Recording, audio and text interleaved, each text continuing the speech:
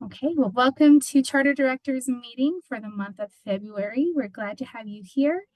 And we will start off with a director's message from Dr. Paul Kramer. So please take it away, Dr. Oh, thank you, Marie. And good morning, everyone, or good afternoon. It is Monday. It's the start of the week. And Marie and I continue to meet operators, administrators, directors in our schools. And one thing that occurred to us is that many of you have been doing this for 5 years, 10 years, 15, even someone today for 20 years. We've been authorizing schools at the Utah State Charter School Board for 20 years. And there are some schools in our state that have charter schools for close to 25 years, maybe a few right in that time. So we've been doing this very important work, charter school work in Utah for quite some time. And those of you that have been doing it, just a heartfelt thank you, a lot of gratitude for your hard work. You make an impact in students' lives and families' lives in providing choices. And it's just remarkable. Every time we meet someone and they say, yes, we've been doing this work for 20 years. And so just again, really want to say thank you for that work, and it's recognized. I'll tell you though, although we've been at it for 20, 25 years, whatever timeline you put on it, that the future is very bright.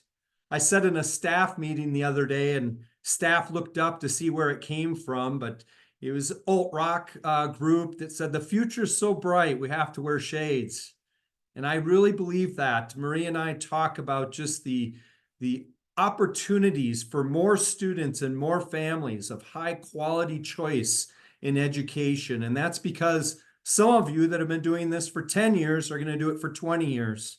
And if you've been doing it for 15, maybe you can do it for 30 years. But all along the way, we as your authorizer, if we are your authorizer, we want to continue to support you in this very impactful and very great work that you do. We do believe the future's bright. One opportunity that we do have coming up is just some additional funds that'll become available for existing charter schools, not just new schools. So in the past, we've had startup and implementation funds. Maybe you've heard Marie talk about it in a past meeting, or maybe at a professional development opportunity. Maybe you tuned in to part of our board meeting just last week, Thursday, where we talk about having the opportunity for some smaller sized grants for startup and implementation of things like new curriculum or new programs, or maybe innovative practices. And so we need one more board meeting in March to finalize this plan, but we're getting very close to roll out an opportunity for some smaller size grants. But we know every dollar matters, and every resource that becomes available can make a difference. And so that's one thing that we see coming up in the very near future. You know, with the startup and implementation and that type of work, we really want to just talk also in this meeting, and Marie and I discussed an opportunity to share out with this group that we want to support you in any of your endeavors, whether they're small school expansions, large school expansions, maybe it's even a potential strategic merger or something of that nature. And it's our opportunity just to say, although we highly desire and want to make sure that we can support those initiatives and those endeavors, we just want to use it as an opportunity, as we did at the last board meeting, just to say that we also do adhere to policy and processes, to deadlines, and even to board rule.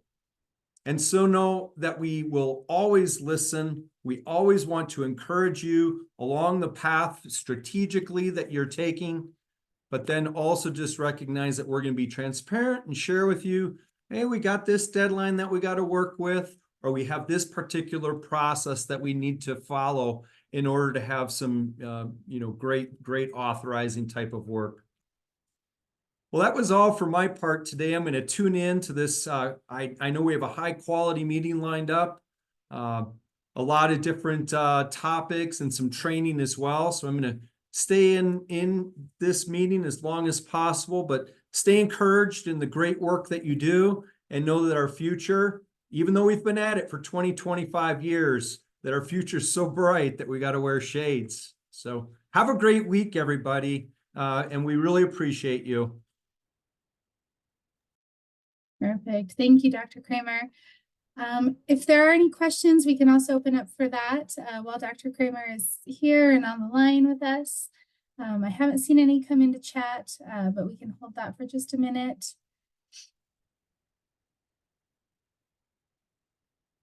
Maybe you dazzled them all and they're just getting their sunglasses, Dr. Kramer.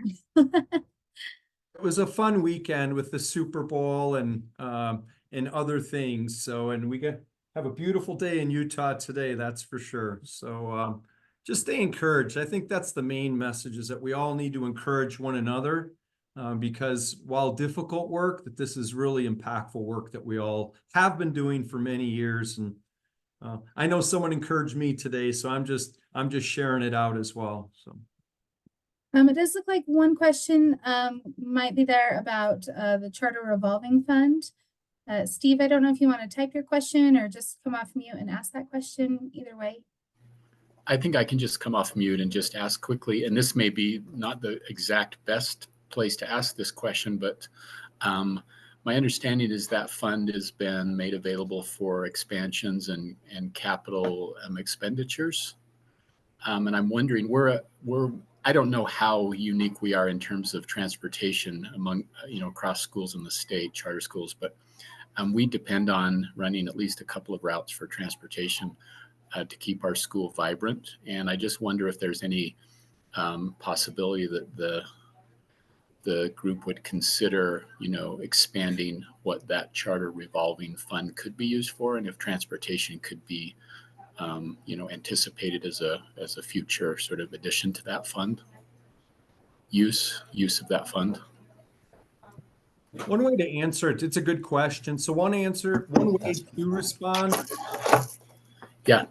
is just we're going to stay tuned to the legislative session right now. That particular revolving loan has some potential changes that'll come out in the next couple of weeks. I think we're about getting close to halfway through the lawmakers session right now. I think 3 of the 7 weeks or something like that.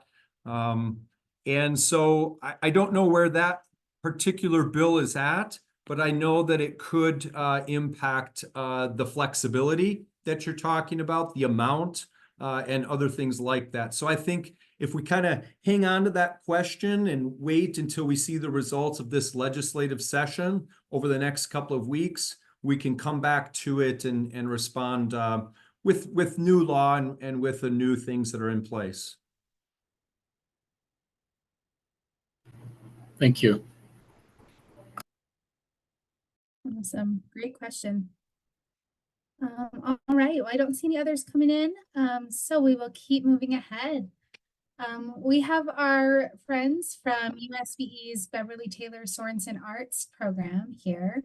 And so we are going to turn the time over to them. We'll let them introduce themselves, and they've got some great things to share about the Beverly Taylor Sorensen Arts program. Thank you, Marie. Here, let's see if I can share my screen. Can you see that? Yes, that looks great. Fantastic. I'm Lori Bayevsky. I'm the Fine Arts Coordinator for the Utah State Board of Education. And I'm with my colleague, Lisa Clough, who is our private partner. She's Executive Director of Artworks for Kids, as well as the Beverly Taylor Sorensen Foundation. And today, I just want to give a shout out to Director Kramer and Marie for allowing us 10 minutes of your precious time to share what I hope a lot of you are already aware of. So talking about resources, talking about opportunities, the Beverly Taylor Sorensen Arts Learning Program is something that the Utah State Board of Education has been involved with since the inception, which is 15 years ago. This is our 15th anniversary of this program. And maybe we could just, I don't know, have a show of hands or put in the chat or something if you've heard of it. As you can see from this first slide, almost half of charter schools have what we call BTS Arts in their schools. And this is an interdisciplinary arts learning program where we use the arts in all of its manifestations in music, in theater, in dance, in visual arts to reinforce other core subjects with the classroom teacher in an integrated way. So yeah, I can't really see the chat, so I can't. How many people, Marie, are saying, yeah, we've got BTS in our charter schools? Nobody yet. We do have a We have one hand person. risen. Okay, now we've got one that said we do. Okay, well, you know what I'm going to do. Couple now. Yep, they're coming now. So I'm going to kick this off. This is something we shared with the legislature. I think it was last week at the PEA meeting. And this actually talks about the program. These are primarily principals, but also some classroom teachers and some BTS arts teachers talking about the programs. And this, I think, will be illuminating. So turn your volume up here. Let's see.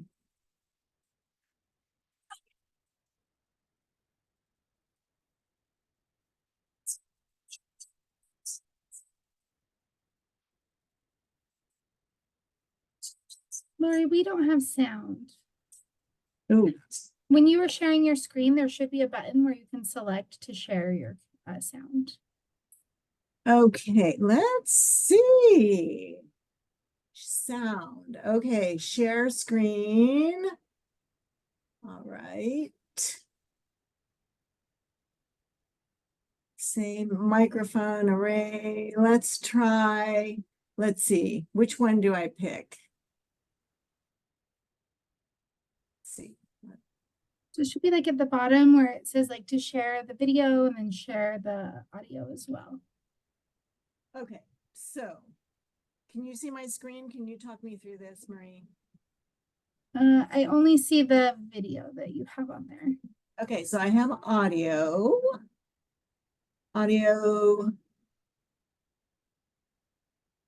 microphone, same system as the speaker. Use a separate device. Let's see.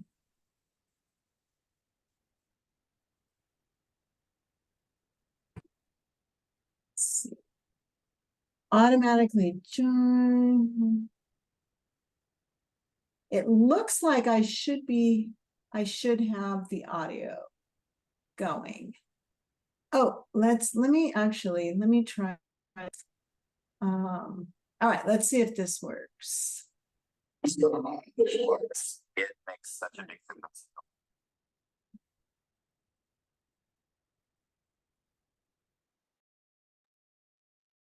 We had it for a second. Is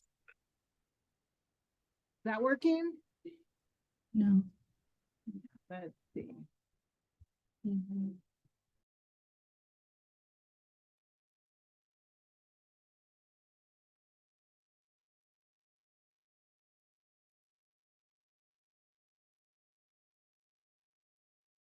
See.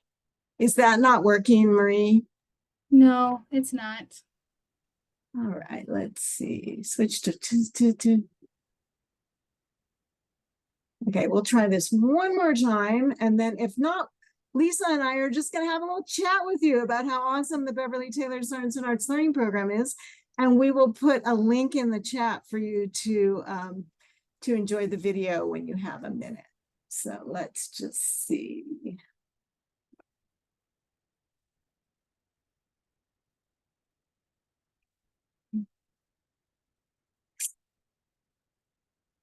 You go to advanced setting. Huh.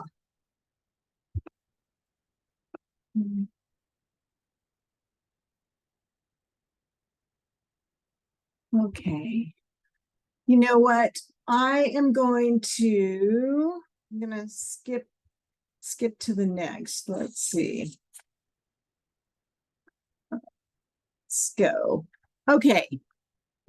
I don't think I've had a technical failure. Lisa, would you just put the link in the chat as I talk about the Beverly Taylor Sorensen arts learning program. Or actually, if there's somebody in the room who can talk, that would also be good. So let me actually just go through a few things about the program. So as we said, it's reaching about 3/4 of our schools right now. And we're reaching about 260,000 students. What we do is we pair an arts educator with a classroom teacher or with a school in a particular discipline, in one of those 4 disciplines, to really reinforce the core subjects that are in your schools. And here's the resource slide. So 80% of the salary comes from the state, and then each of the LEAs or charters matches that salary, that loaded salary and benefits with 20%. And that's kind of the budget model it's been for the past 10 years. There's something coming through the legislature right now which might shift that up a little bit, but right now that's the current model. So again, we have, and I went over the numbers with Murray last week, out of 105 charters, we've got about 47 charters. And, you know, the way I see it is the rest of y'all are kind of leaving money on the table, but I'm not going to say that. So I just said that, and it's being recorded. So yes, I did say that. And what I would love to talk about is really the benefits. It's a side-by-side teaching model. And so the art teacher works with the classroom teacher to design what the core competencies they want to cover, design the hands-on experiential arts engagement that ties into science or reading or mathematics. While they're learning, they're going deep in their discipline of whatever art form is, dance or music, visual arts or theater, as well as really changing the culture of the school through the arts. And I'm going to turn it over. I think I've been talking too long and fiddling with the technology. I'm going to turn it over to Lisa Clough with Artworks for Kids to really talk about the impact. It's a public-private partnership, so we work with the state, and then we also work with Artworks for Kids, and we work with all of you. So Lisa, this is the impact. Why don't we talk about some of the benefits of the BTS Arts program? Great. So those of you that have the program know a little bit about the structure with our university partners. So it has a wonderful professional development piece with these partners that the Sorensen family endowed chairs at 7 of our universities across the state. And these endowed chairs provide the professional development for your BTS educator in your school. Artworks for Kids helps provide the advocacy and lobbying support for the program, and then the state administers the program. What you would have heard in our wonderful video is that there are so many benefits and impacts to the program that teachers as well as students are more engaged when BTS Arts is part of their school. It brings parents out, and it gives students a reason to be at school. They really enjoy the arts and participating. We've found that it helps increase literacy as well as numeracy tests with students, that they do better in school when the arts are included. And as Lori mentioned, it's arts integration, so it's part of each of the core subjects in school. It helps increase students' social and emotional growth. And we have just seen the benefits across the board. I would love to hear, though, from you. Many of you have put questions here in the chat, and I want to be sure that we answer those. And if we have anyone online that would like to talk about the benefits that they've seen in their school, that would be wonderful as well.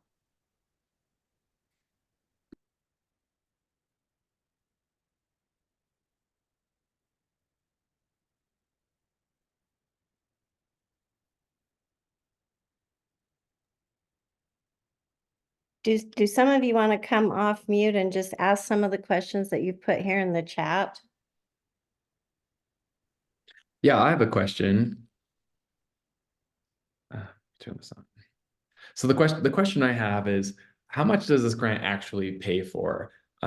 Is it for a full-time teacher or is it for a half-time teacher? And is it for half of that half-time teacher? That's where I get a little confused about this grant. Yeah, the answer is yeah. So part of it has to do with what a school wants to invest in the program. So it's all of those things, Anthony. Some schools have some schools have a 0.5 art teacher because that's what they can afford. Some have a full-time art teacher. Some of our schools are arts centered. We have actually an arts charter school whose charter is arts, and they have 4 arts specialists, and 1 is a BTS specialist, so it's actually, it's a differentiated model where we work with each of the LEAs and the charters to figure out what you need, what you want, what you can afford, and then how the state can support your learning goals. So I have full-time art teachers in all of my schools, and I've never applied for this grant because it seemed like quite a lot of like required curriculum from the program, and for a small percentage of their salary they would actually be paid for. So let's just say I have an example. I do want to do the whole BTS model, and I have a full-time art teacher in each of my schools. Would it pay for half of one of my art teachers or for half of both of my art teachers? It would pay for 80% of both of your art teachers. Okay, we would just have to do the whole BTS model where we're teaching different subjects in art as well, right?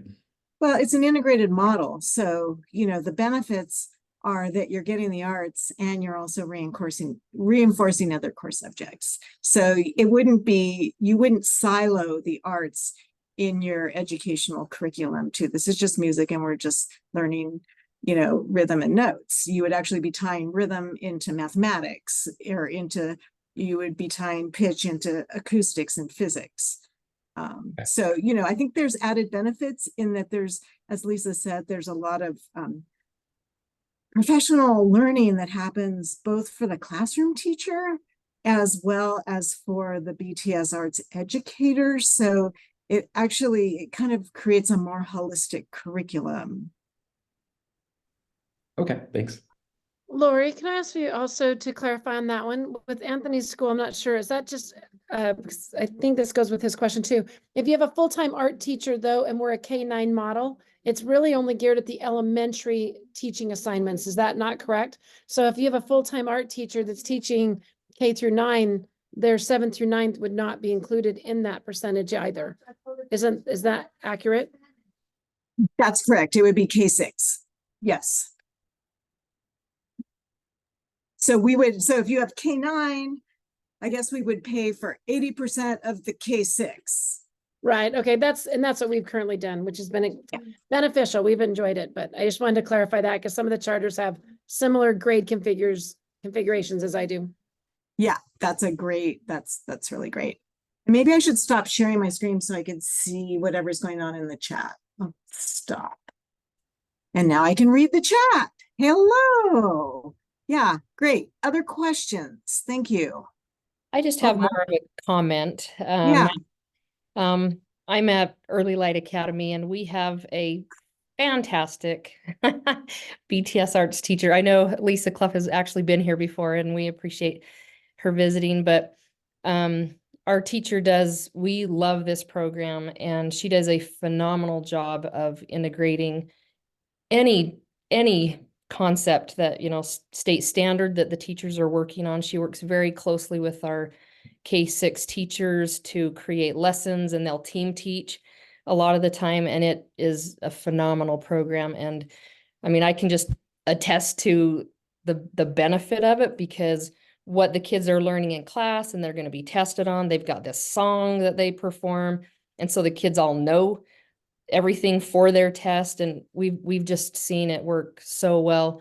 In fact, we've had some many teachers come observe her. We had a cohort from Alpine District come recently, and there were 15 or so 12 to 15 teachers that came to observe her. So we'd be happy anytime to set that up, if you want to come see how she does that, we'd be happy to. I can put my email in the chat and you're welcome to reach out and we can coordinate something. Thank you, Stephanie. And I want to go back to a minute to Anthony's comment. I think there's a perception that it's harder than it is. And we're actually looking at some barriers research. And so I'd be really interested.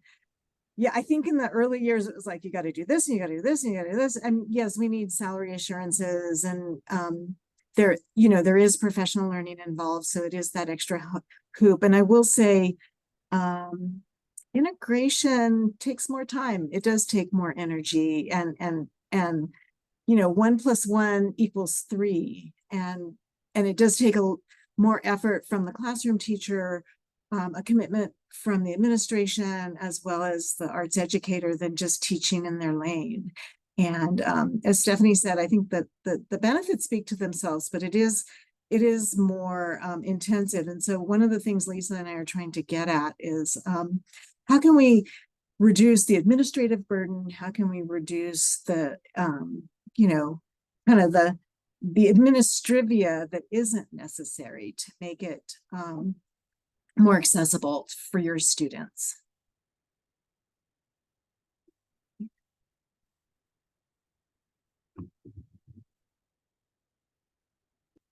That's a conversation stopper.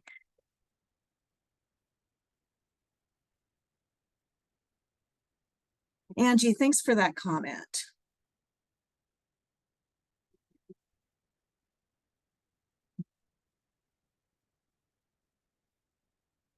Okay, Marie, I think.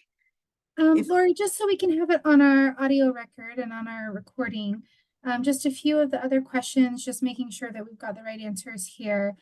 So if a school is already running an arts program, they're still eligible to apply, that's correct? Oh, yeah, absolutely, yeah. So Anthony's model is very similar to what we have in many of our schools, where there's more than one arts educator on a campus. And one of the arts educators or two of the arts educators are BTS arts educators, and then the other 1 or 2 are not, and that's perfectly fine. And it's all about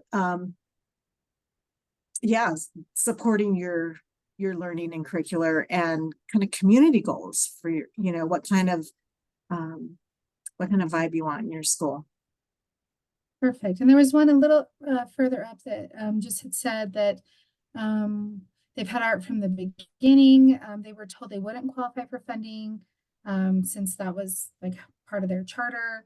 They were curious if that was true or if that was like a misinformed statement there.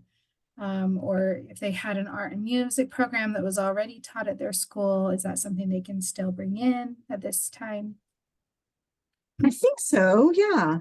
Lisa, maybe you can speak to it. You can go from a music program to a BTS music program. I think that's absolutely allowed. Is that the question? It sounds like that is, and we have recently restructured the language on supplanting. That might have been the problem, several years ago. Oh, yeah. That has since been removed from the language. So yes, we would love to have you apply. Yeah, and Lisa, let's speak to the supplant language. In the past, you had to actually have like a 0.5, in your school in order to get funding.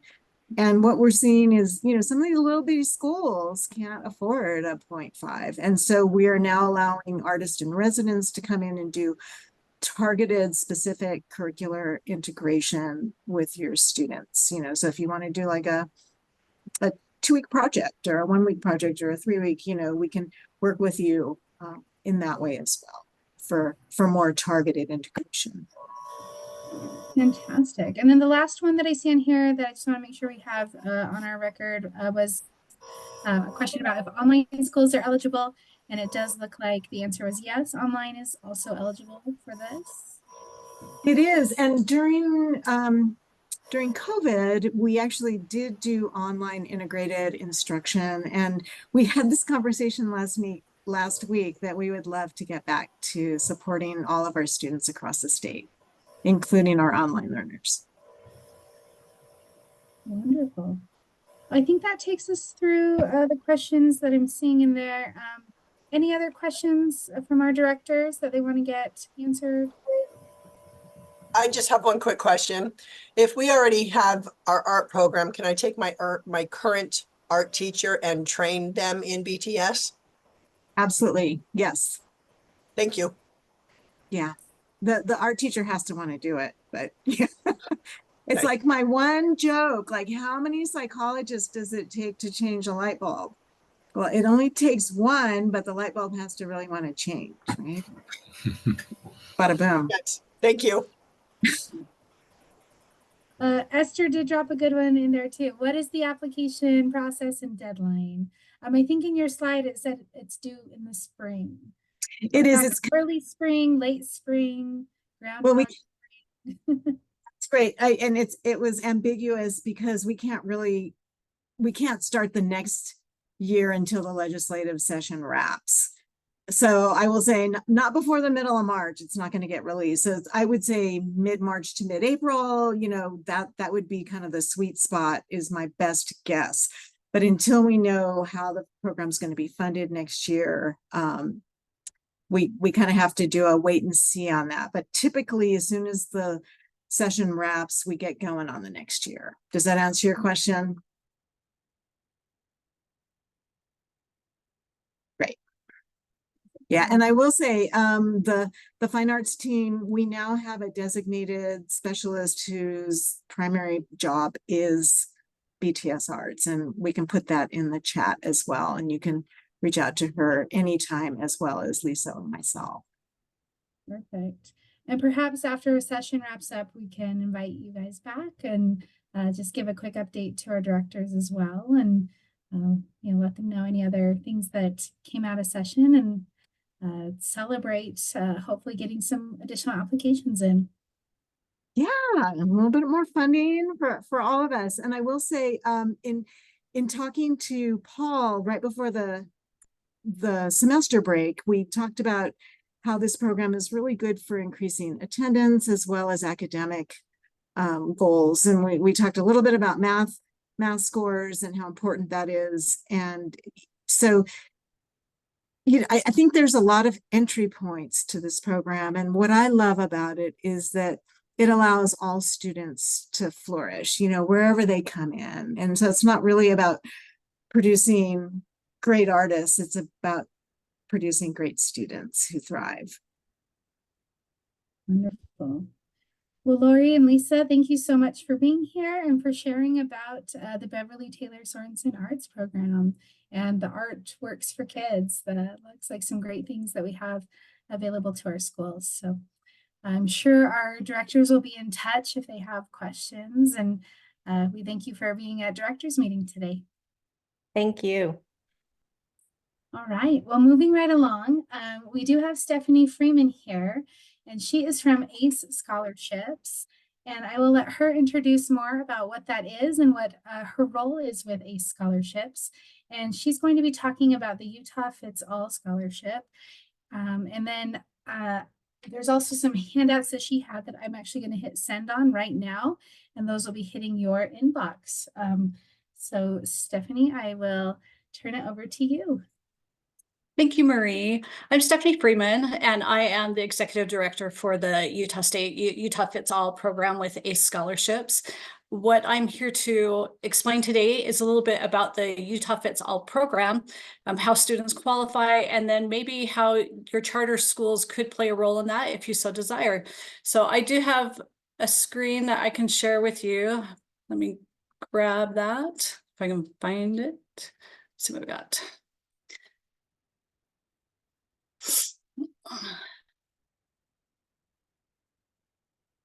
Okay.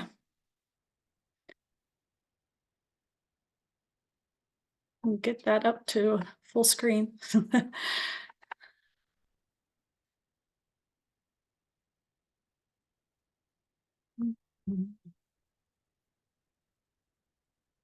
Sorry, it takes me just a moment because there's always something in the way. So let me move that where I can control it a little bit better. While I'm doing that, and let me give you a little bit of background. I have taught at BYU for the last 33.5 years. I'm still technically adjunct faculty there, but left my director role in December when ACE Scholarships hired me.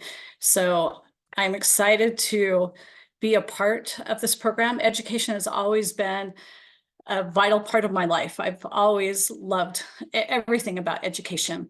And background-wise with my own family, I was raised in public schools. There were really other options. I actually had a very good experience. My children all experienced different things, anything from going to Mountain Heights Academy. Hello, Delana. I had students there. I had students in the public school. I had some doing their early associate's degrees through their local schools. So we had all different kinds of experiences, even in private programs that were after school programs. So this scholarship would have been a great opportunity for some of my children who weren't actually ever full-time in the public school system. Utah Fits All, as you are aware, was put in through the House Bill 215 this last January. And it is, right now, they're making a few adjustments to it. And so how that plays out with some of the cleanup bill may affect how we actually use the scholarship. And so there might be a few adjustments in this presentation because that may change before the end of this month. So it came about, as I just explained, each scholarship student would receive a $8,000 award. There are only 5,000 scholarships for the year 2024 through 25. ACE Scholarships was chosen as the program manager and hired in November. So we've been quickly pulling everything together as best we can. One of the things that is complete is the provider handbook that was just sent to you. We finished that at the end of January, and it was published at the beginning of February. Who's eligible for the scholarship? Well, a Utah resident who is in grades K through 12. They need to be at least 5 years old by September 2nd. And there is some extension up to 22 years in special circumstances. They should not be enrolled full-time in a public school. Now, this is one of the things that's in the cleanup bill currently, and that is that they cannot be enrolled at the time that they receive the scholarship at all. So that means even part-time. That would mean that they would actually be using their scholarship funds if they go to any of the LEAs, so a public school or the charter schools. They should not be receiving the Carson Scholarship or the Special Needs Opportunity Scholarship. And that's also a bill that's being proposed that those may actually be combined. So those are public scholarships and they would have to choose. They can actually apply for all three, but they have to choose in that school year which one they would use. So with the 5,000 scholarships that we have, according to the law, there is a preference in the order of the scholarships will be given. The first preference category for this year is going to be for all of those students whose families are at the 200% federal poverty level or less. You can see the chart to the side where that would place them according to the number size of family that they have. That is the first category. The next category will be awarded is between the 200 and 555% level. That opens it to a great population here in Utah. So you can see on the right-hand column there that the income for families goes up greatly. And so there'll be a lot of students that will qualify for this. If we have more applicants than we have awards, there'll be a lottery. The application is actually opens up for families on February 28th, and it will close on April 15th. And then on April 18th, families will actually know if they received a scholarship and if not, where they are at in the lottery. So someone who may be second in the lottery may hope that someone drops out and they will, plan accordingly. Someone who is 300 in the lottery would probably have an alternative plan for their education for the 24-25 year. And then the last category is that it's open to everyone. So regardless of income, anyone can qualify for that if they meet the earlier eligibility requirements as outlined. In 2025 to 26, those categories will change slightly. So the first is that eligible students who actually had a scholarship in 24-25 can stay in the scholarship program. They do not have to reapply. They just have to renew their scholarship intent. Then it will go to what it was this year at the 200% level for the next category. The third category is an added category for that year, which is that eligible siblings of the previous scholarship students are also eligible in that preference category. And then it opens again to the last two categories that we covered earlier, which is the 555% poverty level, and then open to everyone. And from what we've seen in the appropriations recently is that they are proposing of maybe at least doubling it for the following year. How it works is that scholarship students would receive the $8,000 up front in early August, so that they'll be able to pay tuition or start purchasing curriculum. Those are put into an ESA account, so it obviously does not go to the parents' account to be used as they will, but it's actually put into a digital wallet. Families will pay qualified providers directly from the student's account through that digital wallet. We'll have a marketplace where providers can apply, whether that's private schools, charter schools, district schools. It can be tutors, all kinds of different things that are in the marketplace, as well as vendors that would supply educational materials. They'll be able to shop for those educational supplies in the marketplace. Those are pre-approved ones, and so they're able to receive invoices directly from the providers, and then they will pay with the providers directly from that digital wallet. There's other options for them. If they have things that are not in the marketplace, they can also get pre-approved expenses, and they can also get reimbursements for things that they pay for themselves. The funds should be used in the year given. They do not roll over to the new year. They actually go back into the program so we can offer more scholarships to students. The marketplace is a great resource for the students and their families.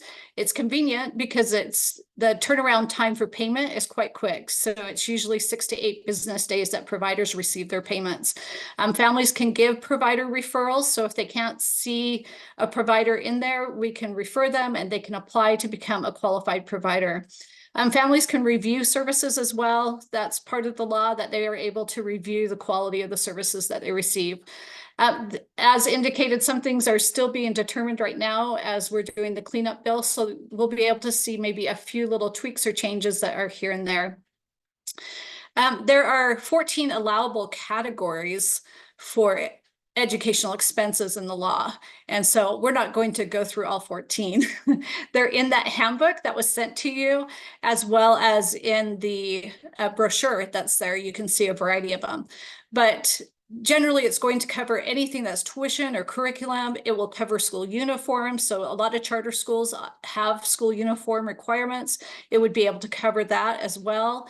It covers the invoice for school materials, for tutoring services, and then there's definitely things that it will not qualify. And that's why on that last category on the right side, you'll see a little game controller.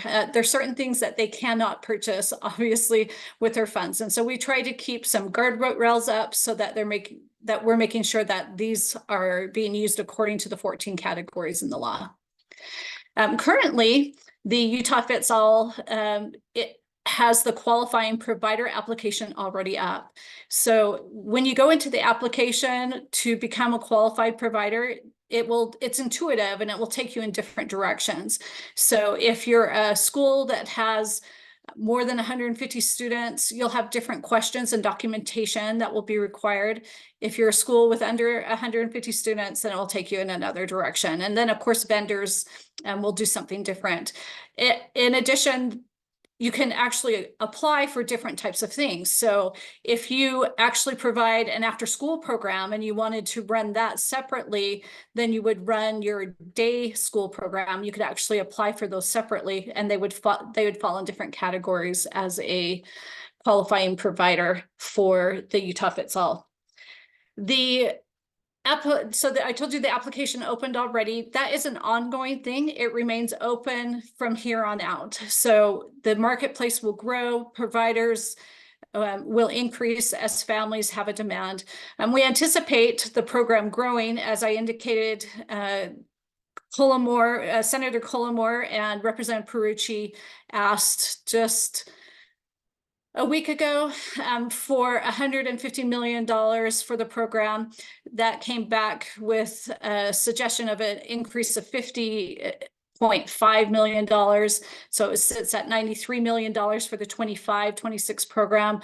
There's some negotiations going on that at where it will stand. But each year it will grow, hopefully according to demand, so that it does become a Utah fits all. As we think about the different ways that maybe charter schools could use the Utah Fits All or be able to allow them to come, some of the things that crossed my mind was back when my daughter was interested in taking some classes, we went to our local charter school and asked, can she take the Chinese course? She wanted to learn Chinese. And there was a minimum enrollment that was required at the time for her to be able to participate. And because of other educational goals that she had, the charter school then was not really an option for us. Had the charter school the flexibility to admit her into the class because she was able to pay for the class herself and not rely upon the state funds in the other ways, then that would have been maybe a possibility for her to be able to take that course. But I know that there's a lot of different considerations that needs to be looked at from a charter school's perspective to decide how they want to implement Utah Fits All in their programs if they choose to do so. So that is the presentation I have for now. Are there questions that I can answer for you? Yeah, Stephanie, I have a question. Thank you. Yes. I guess I missed something. I'm not clear. Why would a student not just enter a charter school or dual enroll in a charter school under the normal sort of process for that? Why would they go through this avenue where we're funded the WPU for every student that comes to us? What would I guess I don't see why they would go through the Utah Fits All scholarship program to come to a charter school. And that is correct, right? You receive the WPU funds for the students. So if you have, let's say you have one family that has a charter school student that is enrolled, and they have a sibling that would want to come and take maybe just 1 or 2 classes at the school, it would give the family flexibility to allow the other child to join the sibling in the school. The fact is that charter schools right now do not have that flexibility to allow a part-time student. It is something that hasn't really been thought about much because everything relies on the WPUs that you receive. In the bill, it says that a student can't have a WPU if they have a Utah Fits All scholarship. And we were told that we would have to prorate the scholarships, but currently the cleanup bill is saying that they cannot be enrolled at all, that instead, the district schools and charter schools would need to be providers in the program for students to be able to participate in any of those schools. If you have something like an after-school program or a choir that you want to open up to additional students, or you have other courses that are lower enrollment that other students would be interested in enrolling, this is something that you would be able to allow additional students to attend the school and be able to participate in those courses if that's something that you choose to do. The thing that's also in the law is that a school does not have to allow a student from Utah Fits All into their school. Delana. Well, thank you for the presentation, Stephanie. It's good to see you again. I just want to make sure that I'm understanding it. I had some similar questions to Steve. What it sounds like is that if we wanted to participate, we could function perhaps as a course provider, a tuition paying course provider, and the Utah Fits All scholarship would be the tuition that would pay for that student, that would not go into UTREX or Aspire or any of the SIS systems. We're not accountable to test them. We're not accountable. They don't count against us for graduation. They're just a student accessing something we have to offer, and they're paying for it. Do I understand that correctly? Yes, that is true. You do not have to test them. You don't have to give them per se a transcript, right, that they would have to qualify for. They would actually be taking the course. I mean, if they're aim is to get a diploma, right, to graduate from high school, they may actually request that from you, but that all those negotiations would be between you and the student and their parents. You would not have to go through Utah Fits All to meet those particular requirements at all.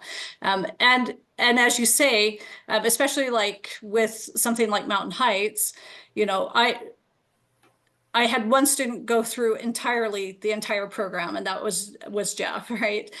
All the other students that I had that went through that program, they actually only did it part-time. So they would take the honors English, or they would take another class that they were interested in to be able to get certain credits that they were earning towards graduation or to enhance their education. But they weren't enrolled full time. And so that funding you received was different because they were only allowed to take up to 2. And I think that was through the COPS, right? Or is it the SOEP, right? Program that would pay for that. And I'm still working on that with Corey to find out how that plays in for homeschooled students, if they still have access through that, or if they're going to have to pay through their Utah Fits All scholarship, since seems like it would be double dipping if they didn't pay for with those Utah Fits All funds. Okay, that was going to be my next question, because there is a pot of money that goes to pay for homeschool students to access statewide online, but that would only be for the 5 providers in the state. So I'll catch up with you on that afterwards and not take up everybody's time here. But I think that's a really good question, because that question still comes up with everyone else, as if, you know, if a student's coming and they just want to come and take choir, or if they want to come and take the math class, or they want to take the Chinese class, you know, is there a place for those Utah Fits All students in your program, and how will they pay for it? Well, they will pay for it with their scholarship funds. And so you would simply have a cost or a charge, just like you would receive with your WPU, in a similar way.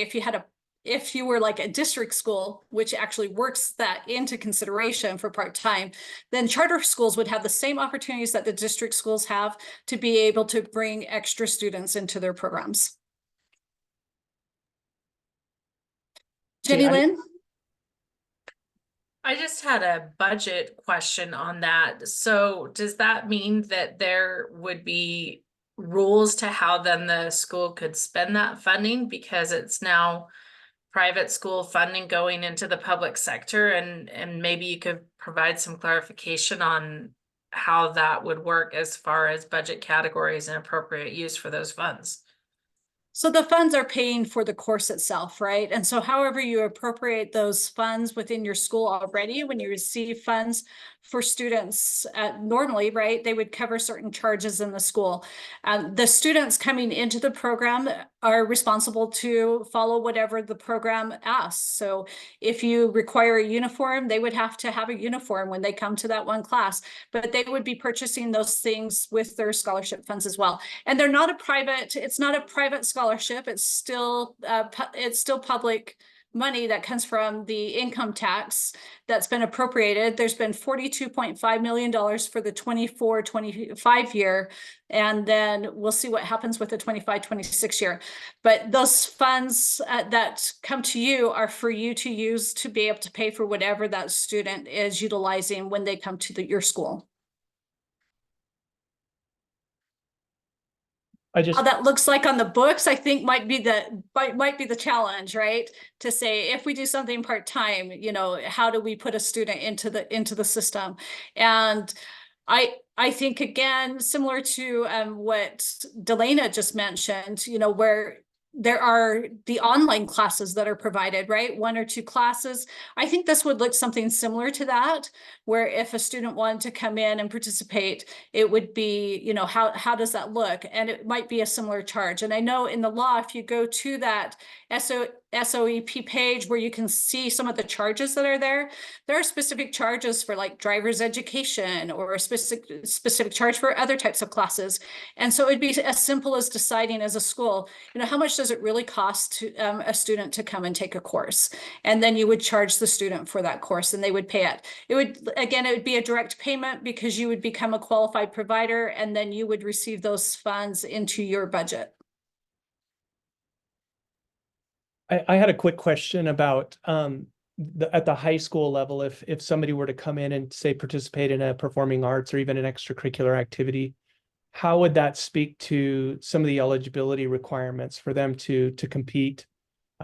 So for instance, if they wanted to be, with the school in solo ensemble, would they be considered part of the school's team, so to speak? And then my other question is how would we know that that student wants to participate in the program, and could they enroll throughout the term or the semester? Because I think those could be some challenges in terms of having students coming in and out of the program as the courses are offered. I agree. I think it'd be a challenge if they come in and then they disappear. And so you could actually set standards as a school that's between you and any of the students that would be applying or asking to participate. It's Utah law that students are able to participate in extracurricular activities, right? They can do that anyway, whether they're homeschooled, no matter, or private schooled. That is an opportunity that they have to be able to participate. So this would be similar, that they're able to participate, but you can set up that contract directly with the parents to say, if you come into, the choir program, then you're required to be here for an entire semester. Or if you decided that it should be for the year, if you come in for the year, this is the expectations that we have. If a student drops out, then you can charge them. It'd be prorated for the amount of participation that they were in a class or in a program. And then you could just reimburse the scholarship funds if they disappeared. If it's one that doesn't matter as much, right? Obviously, some of those extracurriculars, if they're part of a team, then you expect that participation to last longer. Stephanie, did you say that they would not be part of this, the sort of state kind of student data systems that we use to track like attendance and that sort of thing? Are they not they're not able to be in that system that we use to track all of our other students? Is that correct? That is a good question, and I need to look at that. I meet with the state board with Todd Call, and I can check on that, because it seems like there should be some legal things that would be there that would show that they are on your property, right? Other than that, but it's an issue of the funding, and that's the only thing. So they shouldn't have a WPU from the state, but rather they'd be paying with their own funds. And I think that's the only difference. So I think they could be in the system, because I think there's some other ramifications that would be important to have them there. But I do not think that they would have to be there for the purposes of the funding. They might be able to just do a different designation, like in UTREX, the SOEP students have an SOEP designation, and they don't generate whatever a full-time student would generate as far as WPU and stuff is concerned. So that might be a good conversation. Right, and that's a conversation I'm having with Corey right now to find out exactly how we're going to designate them and how those payments will occur. Thank you. Brendan. Hi, Stephanie. I work for the Utah State Charter School Board, and I just had a quick question of clarification. Just so I heard you correctly, you said the districts and charters can both be providers. Absolutely. And has the districts been given guidance on the cost of fees outside of driver's ed? You mentioned driver's ed as an example, but has the districts been given guidance on costs for things outside of something like that? So there's a link, and I'm not sure if I still have it up. Maybe I can post it in the chat for one of the, let's see if it's here, that I was looking just at today. Let me see if I can find it, because there's a lot of things being opened.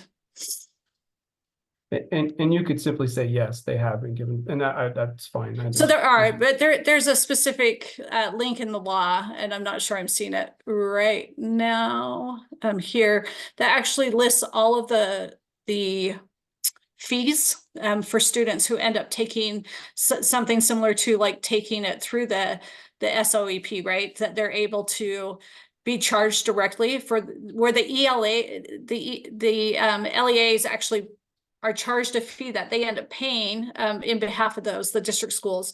And there's a list of those.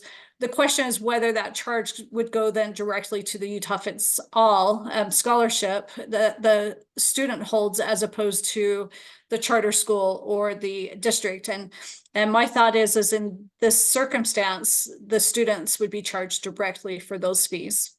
Actually, my question is more of a protection of the charter schools in terms of transparency for how much they're charging. Because I could see a situation where some schools are charging thousands for something that other schools are charging 500, but if nobody knows who's charging what, how do we protect the charter schools so that at least there's some sort of transparency in what's going on? So that's kind of the basis of my question. And we're still working through that, so I can't answer that one yet, but I am writing that one down so that we can make sure that we get that answered. Thank you for that.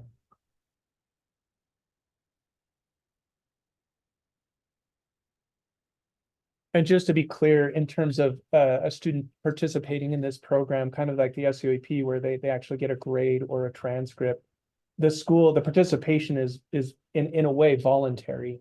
So is the school providing any form of recognition for completion of those courses at all? And I guess that's the piece that's still kind of up in the air for me.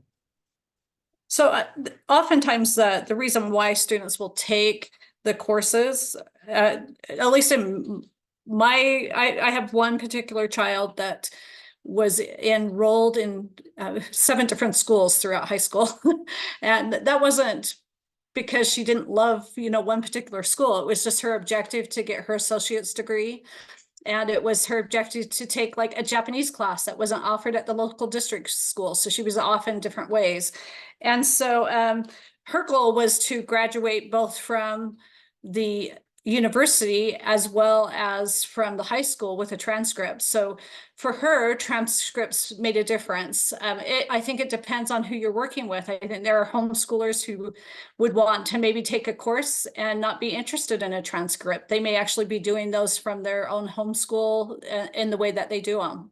So I think that's something that is a discussion between the charter and the parent to decide, what is wanted there and what you're willing to offer.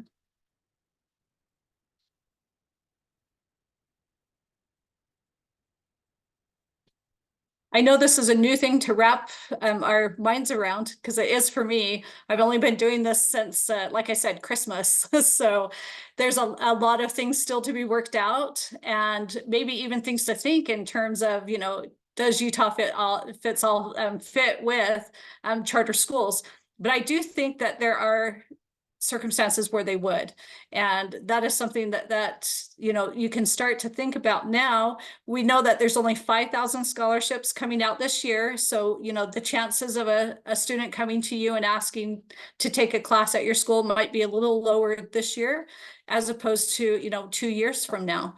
So I think we can probably learn too as we go, how it works, and maybe if there's charter schools where it's worked successfully, they'll be able to say, hey, this is what we did. We have an after school program, or we opened up, some extracurriculars even during the class hours, right? To Utah Fits All or students, and this is what our experience has been. So it's brand new, and it's going to take a little bit for us to wrap our minds around, how it plays a role in the charter schools. Any other questions? So the provider handbooks should have been sent to you in an email. They have a lot of information to show you how to apply if you desire to apply. There was also a 2-page brochure that's available to you.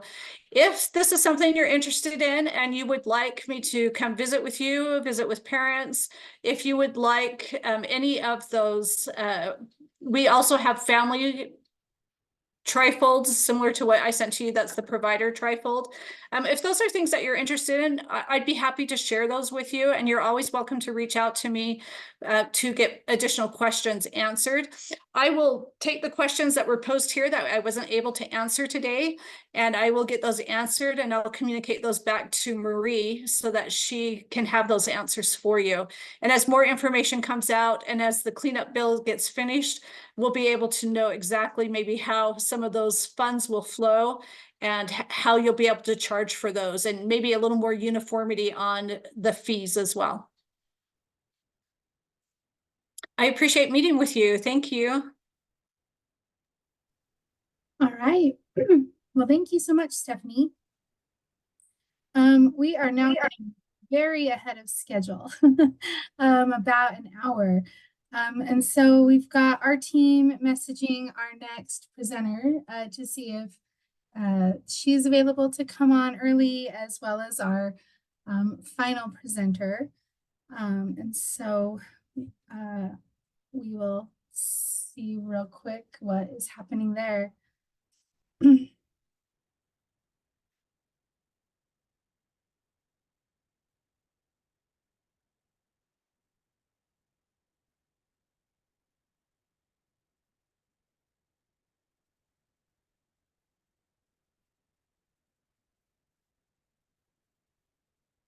Shannon, thank you for that offer. Do you want to talk a little bit about some upcoming trainings? Thank you so much. I'd be happy to. Give me just 1 minute to pull up my screen that I shared earlier today. 1 moment.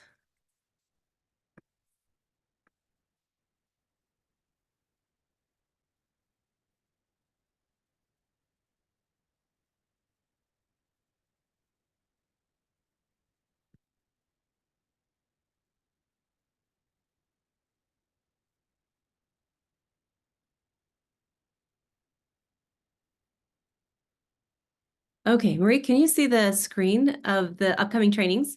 Yes, that looks great. Perfect. Okay. I just want to share with you a couple of the things that we've got coming down the pipeline. Of course, we have our ongoing pre-operational training the second Tuesday of every month. Tomorrow's meeting will be on branding and marketing the schools.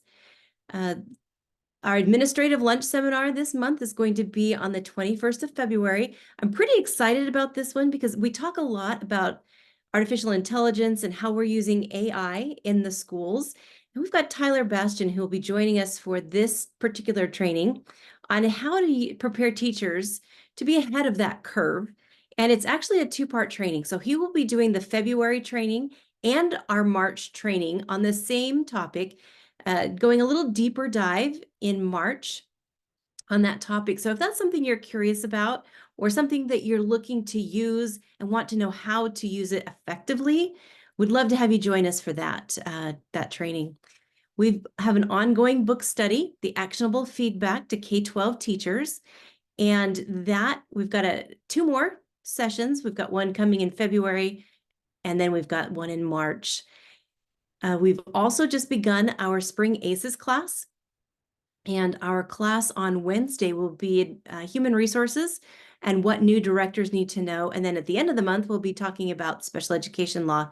So if you or anyone in your building is interested in moving into administration, this course is for them. I know we've talked a lot about it in the past, probably 12 months, but this course is specifically designed to give those who are interested in moving into administrative roles a little bit of information, a little bit of taste of what it would be.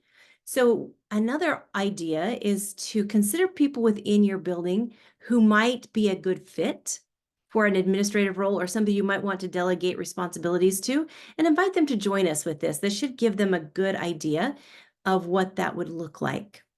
2 items that are coming down the pipeline that we'll give you more information about as things are finalized.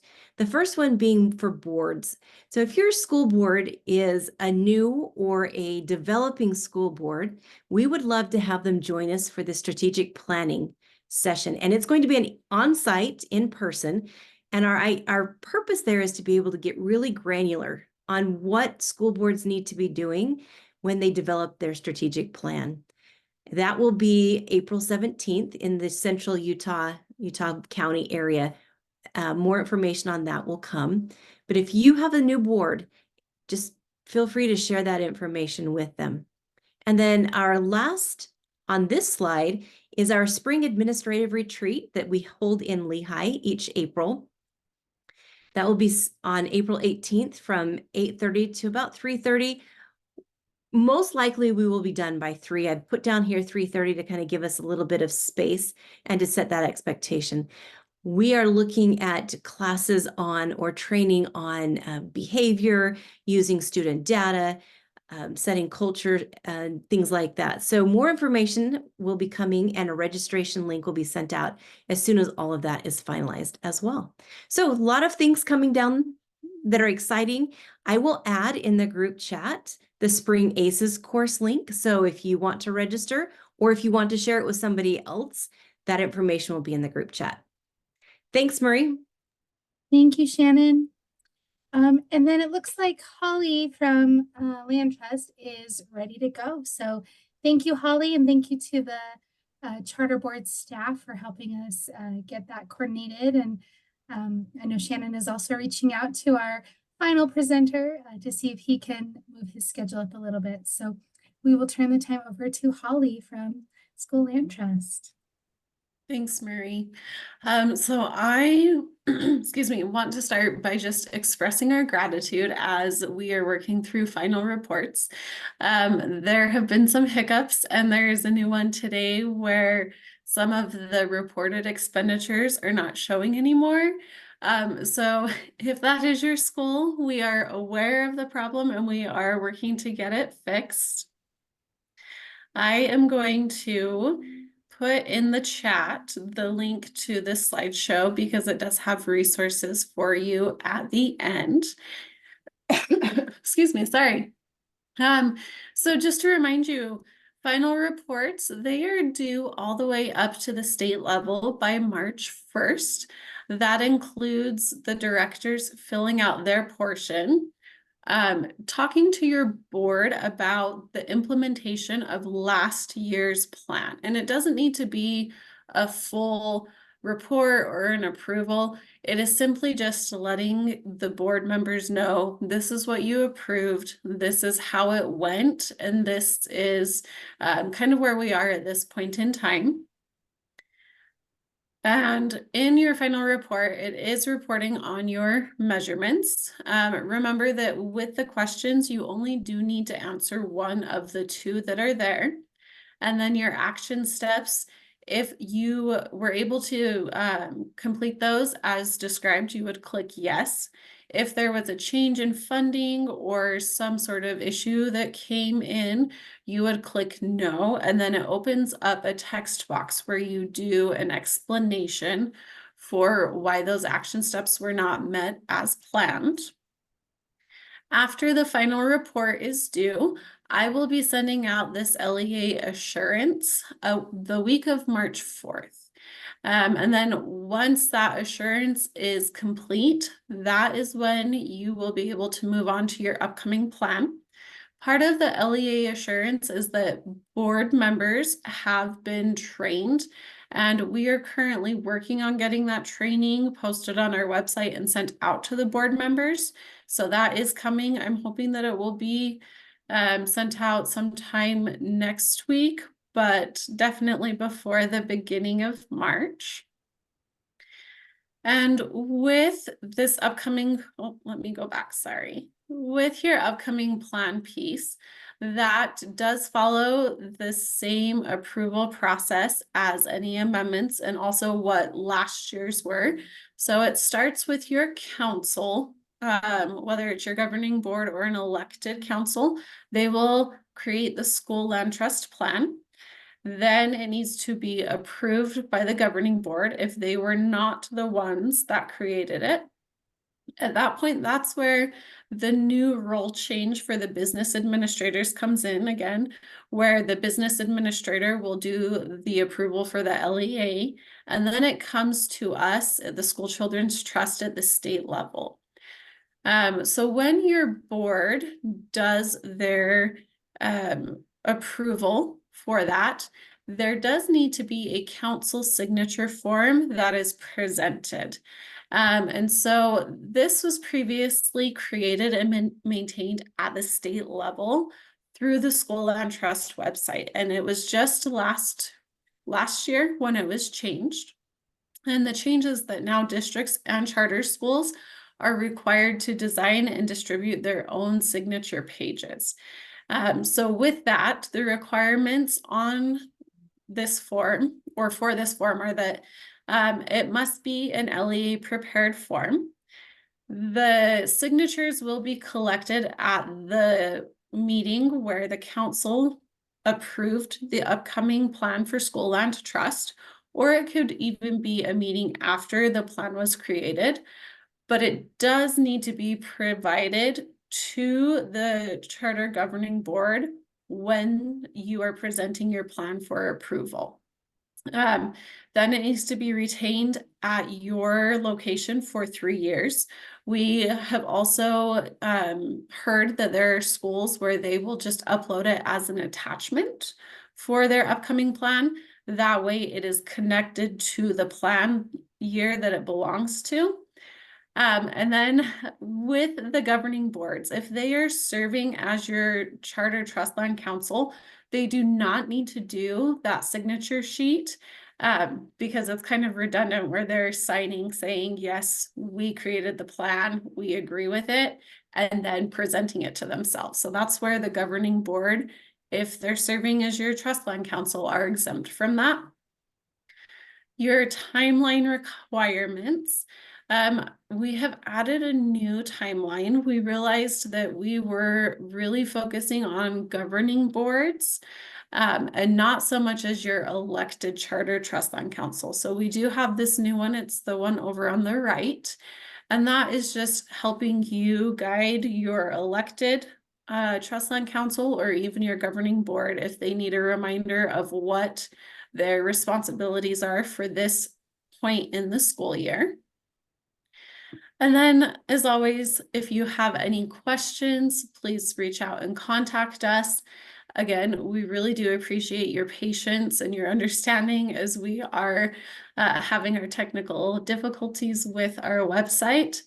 And then, like I said, the very last page, I have the links for the 3 different timelines. There is information about the council signature requirement. And then we also have a template that you can use for your school if needed. And are there any questions?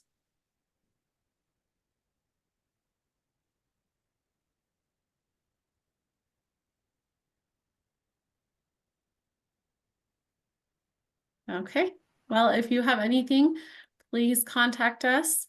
And Marie, that concludes what I have today. Thank you so much, Holly. We appreciate it.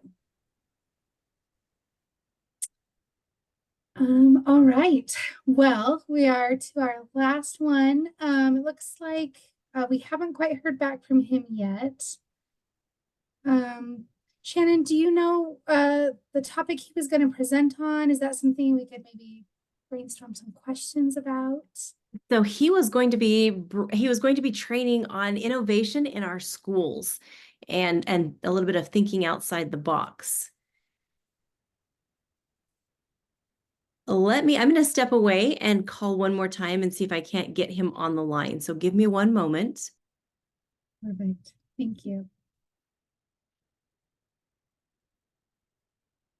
So that might be something, if you have questions about innovation or some innovative things that you're doing at your school that you want to be able to share about, then perhaps that's something you can jot down some questions and be prepared to share with Dale and the team when Shannon gets back. Maybe right now everyone can stop, grab a drink, check your emails, whatever you need, and we will hop back as soon as we are able to get a hold of Professor Cox.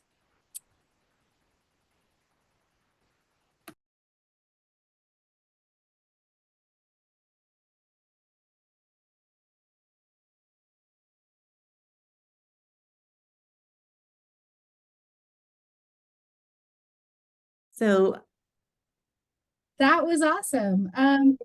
He's been so flexible and good to work with. I will say I have some great meetings with Dale, and I know that Dale is extremely flexible, and that is fantastic. So let me do a quick introduction while he takes a second to collect and get ready, mentally ready. So Dr. Cox joins us from UVU. He'll be discussing innovation in our schools, and I'll let him be a little bit more specific than that. But Dr. Cox has over 40 years of educational experience, first in Arizona, and then in China, and now back in Utah with UVU. He teaches courses in improving school culture and school operations. And today, again, like I mentioned, he'll be discussing innovations and things like that in our schools. So Dr. Cox, thank you for one, joining us, and two, for jumping on a little early. We appreciate your efforts, and I'm going to turn the time to you. When he's done, we'll just do a quick follow-up and then turn the time back to Marie. Very Thank good. you so much. And there it is. I was saying, I'm elderly now, and I can't see your faces, so I hope that on occasion my attempts at humor and so forth there'll be some response. But your photographs don't, you know how it is to try to teach a group on a screen. But I'm really excited to be here with you, and I will now share my screen, and we'll get started. Let me begin with a little bit of a comment that I feel I should make in terms of my respect for your work. My career has been in running schools and developing schools, not in higher education. And when I was brought to UVU, the instruction I was given was that UVU wanted to create a program that was closely aligned with what the schools in the area were doing, that was meeting their needs for leadership preparation and had a very practical hands-on focus. And that's why they hired a practitioner instead of a research scholar. And I have had a great time over the past 5 years as we've created our master's program. So we have a certificate program for people who already have a master's degree, and that's done in 3 semesters. And then we have a full master's degree in ed leadership, and both qualify for the state credential. So I got to help create the program and now teach it and lead it. And I have a great deal of respect for all of you and the work you're doing in charter schools. And we've had quite a few students in our program from charter schools. My own children attended charter school in Arizona. My wife worked there as well. And my years overseas, 13 years in China, I was working with independent schools, independent international schools who were teaching a Western curriculum in China and Southeast Asia. And that was fun. And that's where I kind of got a taste of what charter schools can do that is harder in a public setting. So that's the perspective I'm coming from. And I encourage you to, and I think, Shani, you said you'll monitor the chat for questions or comments, threats, whatever may crop up. Yes. All right. Thank you. Mm-hmm. And you can all see my screen, correct? Yes. Okay, thank you. When we use the word innovation and we talk about schools, my own experience over the years has been that it's kind of natural for people to go first to technology and to see that as innovation. And certainly it is a critical part of innovation and a great enabler of innovation. But the shift that I think you probably have come to, that I certainly did, was that innovation in schools is about transforming learning and changing what we do and how we do it and doing it better for our students. And technology can be a big part of that, but it isn't an end in and of itself. Now, I was a principal in Arizona when No Child Left Behind came along. And at the risk, and maybe I don't care if I sound negative, but it seemed like No Child Left Behind had this as its aspiration. You know, massive standardization. We're going to have, and we needed some of that in education, certainly. But I kind of like this one better, this picture. In this picture, it isn't random, it isn't uncultivated, it isn't without intention, but it is personalized, individualized. It involves a lot more complexity and creativity, and it has, I think, a greater beauty to it. And this or this. And is it an either or proposition? Can you have some of this that's necessary and still add some of this? I have four children who are teachers, 2 in Utah and 2 in Arizona. And so I listen in and get some insights into how their experiences in the classrooms, 2 secondary, 2 elementary. We have a nice balance. And they talk a lot about the pressure to do this, the testing culture that we have, and how that drives decision-making, drives resources and so forth. And I don't think what I observed from them, and as I've worked with my students, I think we would do well to think a little more about this kind of an approach to education that allows for individualization, that allows for variation, and that nurtures different kinds of strengths and beauty. All right, so that's kind of my overview, my introduction. Tony Wagner at Harvard spent a number of years talking to great innovators in in a variety of fields. And you may have read this book. It's been around for a while. And as he did so, he tried to identify patterns and things going on in the lives growing up of these people who become great innovators, problem solvers in a variety of fields in the world. And he came to this, and when I first saw this, it put me off. I thought, nah, I'm kind of a traditional sort of guy. But he said those people's lives had a pattern that they played in terms of meaning that they explored their interests. Playing, so they were doing it because they wanted to, so it seemed like play. And over the course of time, that play developed into a specific passion about something that they loved from their experiences of exploration. And that passion developed into a purpose. And then they applied their skills and became innovators with that purpose and made real change and a real difference. So he talks about innovation as creative problem solving. And that's not where most people go when you say that word. And it's not exactly where I go, but it's certainly part of what I think is important. And he popularized, if he didn't come up with this concept of at the time 4 C's, that innovative learning, innovative contributions involve critical thinking, collaboration, communication, and creative problem solving skills. And then the obvious question is to come back and say, how well are we doing that for our children and our students in schools? And he thinks maybe not as well as we could. Traditional learning, the left-hand column, individual work and assessment, departmentalized learning, passive, sit and get, ranking, scoring, assessments happen once, you pass or you fail, and external motivation, recognition, and rewards. But Wagner and many others point out the future that we're looking at and the future of work and those who are going to be successful and contributing and making a difference. And I think AI is now adding an additional layer or additional impetus to that need. But the future is about collaborative work and integrated complex work, crossing disciplines, and about active engagement, individual initiative, creativity, about failing forward, design thinking, iterative kinds of processes that lead to learning from failure and learning forward as you go. And measurement in learning is not about if you can remember something for an exam, rather can you apply it and do something with it. And it's going to be more about intrinsic motivation rather than extrinsic. So he sees, and he's obviously not alone, a mismatch between the system that we currently use and the future that our children are headed for. So for this presentation, I'm going to frame it in terms of 3 or 4 perspectives and kind of ask questions. I know some of you probably know more about this than I do. Some of you are no doubt doing things in your schools that are innovative and transforming learning. But I think all of us can reflect on it and understand it better and move it forward.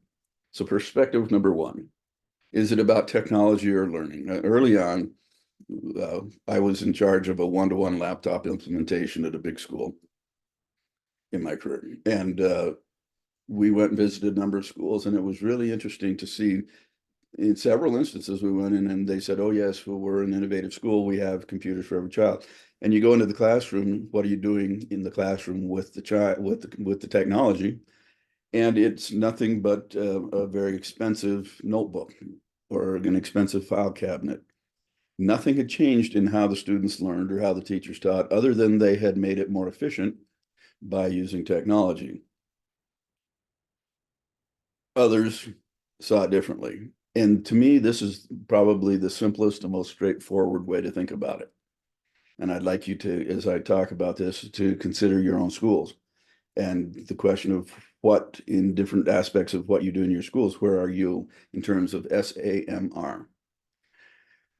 The S is the basic level at the beginning of use of technology, and it's primarily a matter of replacing a task with technology, as I just described. So now instead of using overhead transparencies, I use PowerPoint slides, but it's still the teacher standing at the front of the room lecturing, the students taking notes. Augmentation means that we are enhancing or adding to what we can do. So the technology adds new features that improve the task. So maybe there's some online searching or something else going on that couldn't be done without the technology. Third, the next level up, probably should have put these in the reverse order. Modification, the task it changes because technology allows us to do things differently and in a more interesting and a deeper way. And finally, the highest level is redefinition, where the technology allows us to do new things that are not just changed from how we used to do them, but we can now do new things we never did before and do them in ways we never did it before. So that SAMR is a nice, simple way for me to think about it. Here's a graphic presentation of it. And when we do a quick breakout, and my breakouts will be very short, so don't run away. But I'll put 2 handouts. I would have had it ready, but I got caught a little early here, so I'll get the handouts and put them into the chat. So you start out here with the, sorry, it moved on me. You start substitution, and then augmentation, and then modification and redefinition. And it really, in my own experience, we spend a lot of time on the first 2 levels and occasionally to the third, and not near as often as we could do we get to the R. And so if you look at the far right of this graphic, substitution, a technology teacher directs students to use Google Earth Pro to Google Earth to locate a place instead of an atlas. So we're just doing the same thing, but now we do it digitally. To augment, the teacher instructs students to use Google Earth to measure the distance between 2 places on a map instead of calipers or estimating on a scale and so forth. So now we're doing things a little bit differently. We've added some depth or some broadened the what we're able to do in terms of basic tasks that we've always done. The moving across the middle line there, modification is when things start to get more interesting. The class could be used to use the Google Earth layers to research locations on a map. And I'm not sure if you're familiar with the layers, but it allows you to put on buildings or roads or businesses and other kinds of things and really look at what's going on in a place in a very convenient way. And of course, there's the street view, which allows you to actually see the buildings and do a 360 review. So using those features of technology, we can now modify things in significant ways where it's a much deeper experience for the students. And then redefinition, students use Google Earth to create a narrated guided tour of a location, which they can share online with other students. So I think I probably said enough here. I think this is probably not entirely new or at all to most of you, but again, it's a nice, simple framework to talk about that innovation in schools isn't about whether or not we have technology. Technology enables and increases innovation, but technology is about transformation of learning and the experiences that students have. So I would like to do a 3-minute breakout session. And Shannon, are you helping me with this part? Excuse me, that will be Brandon. Okay, Brandon, I'm sorry. Brendan, sorry, it's Brendan that will be moving them into All right. groups. Okay, and I've got to figure out how to get into the right window here. Well, maybe I can't. And Dr. Cox, did you Could you tell me how many people about you would like to have in each? About 3 in a group. And the question, very briefly, just a couple of sentences each, is what is the level SA, M, or R for you at your school? Which what's most typical? All right, go ahead if you would, and I'll put these handouts in the chat here.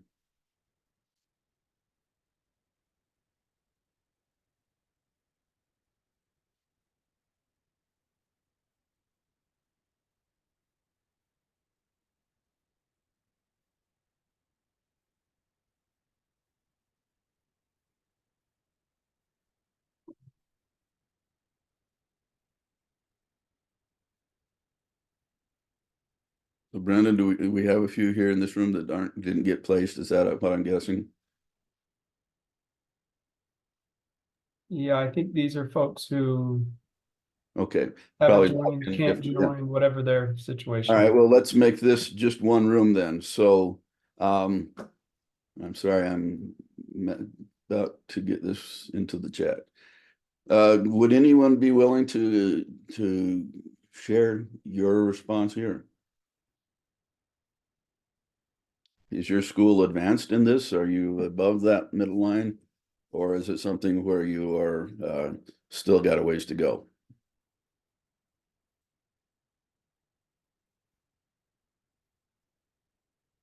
And it's so easy to stay behind that pick.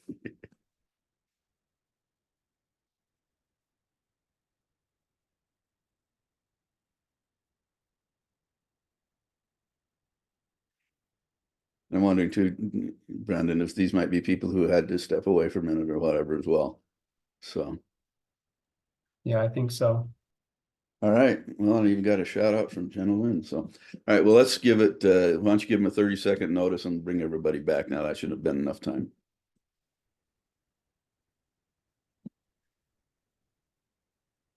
Yeah, I just moved a few people who are in rooms by themselves into some rooms Okay. with other people so they could chat for seconds. Thank you.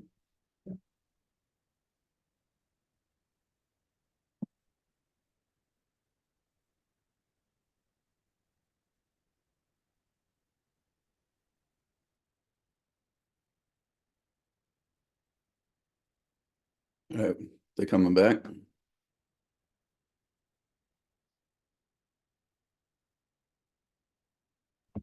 It'll just give them about a minute to come back here. So. Okay. All right.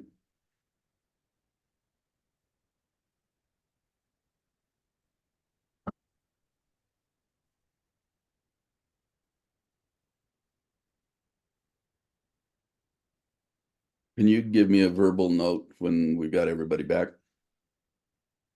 Yeah.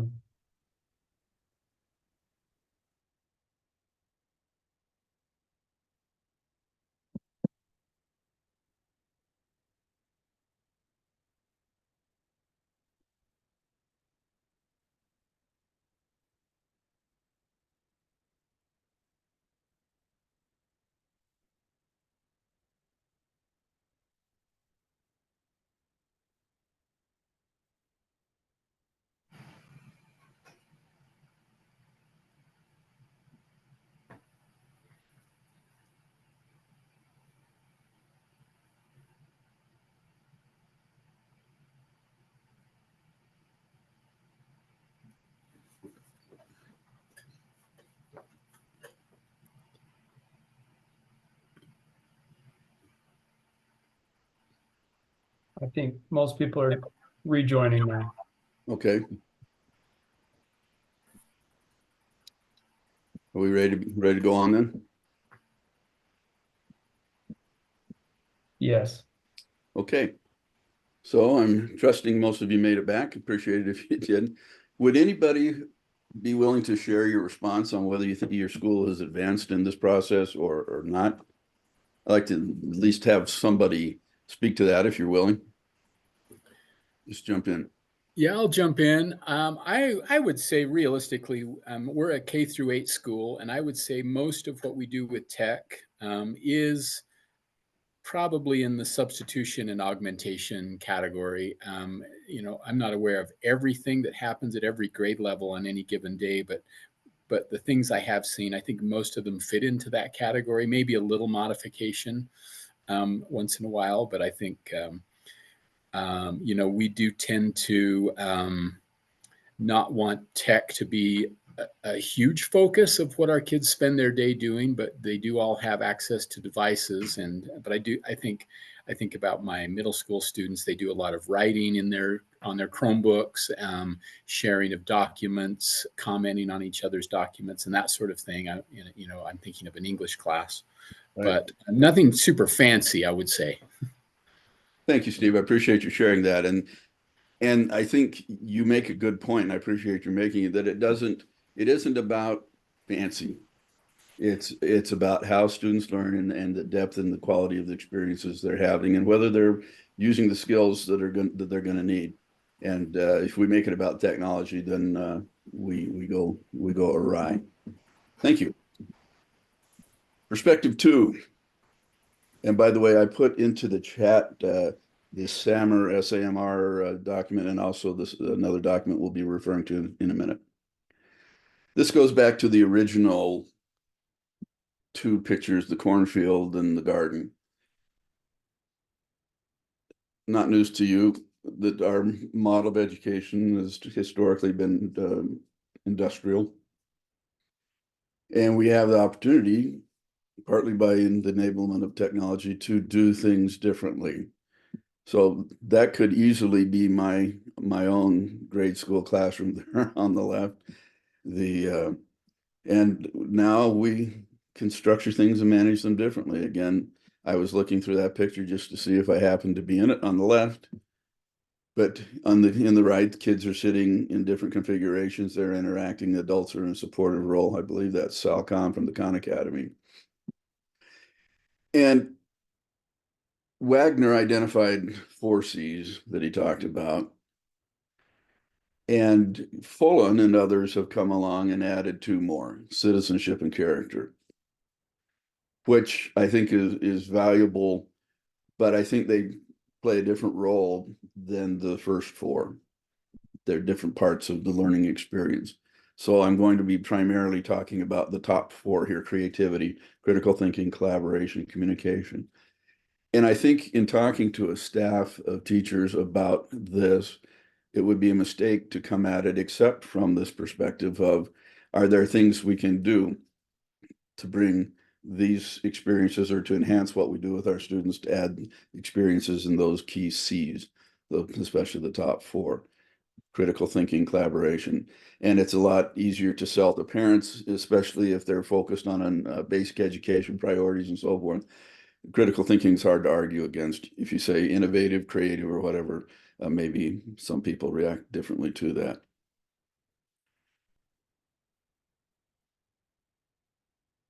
If you want to pursue this idea further, you might want to look into the term deep learning.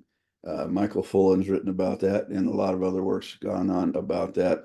Fullen and Quinn came to Provo 3-4 years ago and did a training. I think Nebo co-sponsored it with BYU, and they were here in this area working on these things and say, how do you deeply embed this kind of learning in your curriculum? So it's not just learn something, pass the test, and then move on.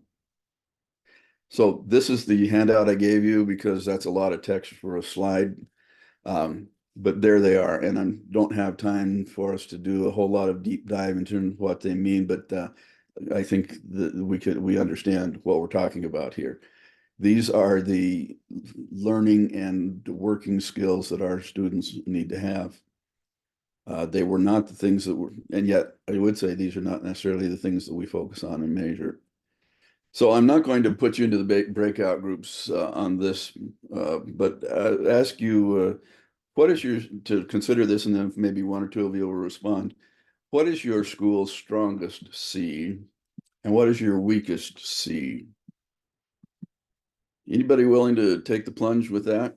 What's your strongest of the C's, and what's one you would want to work on?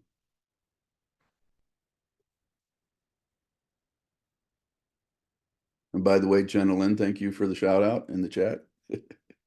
We share the same parking lot.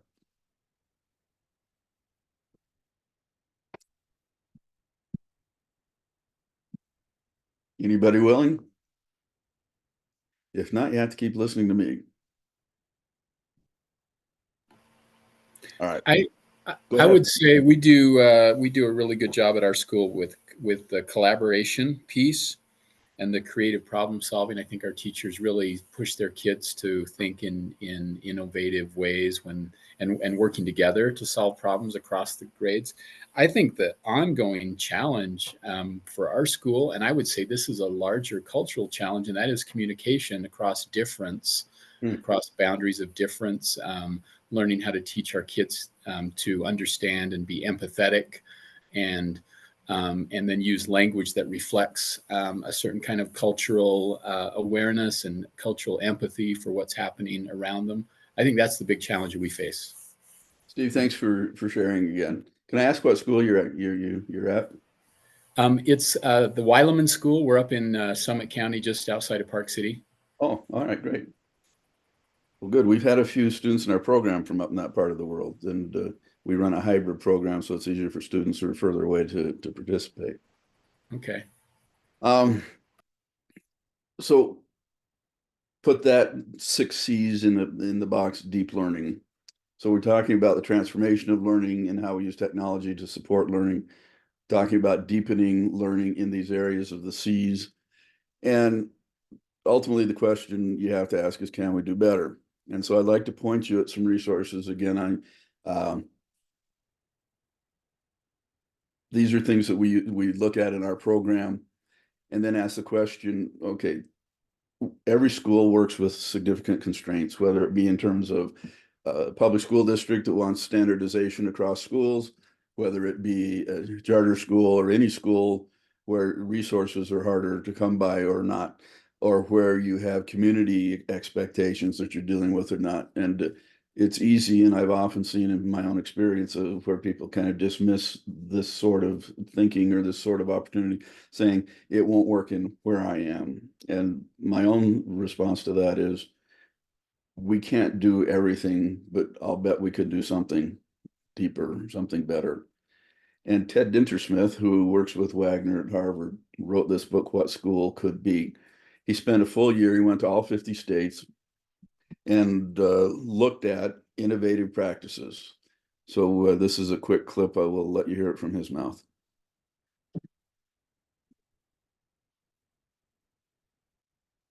Can you hear it?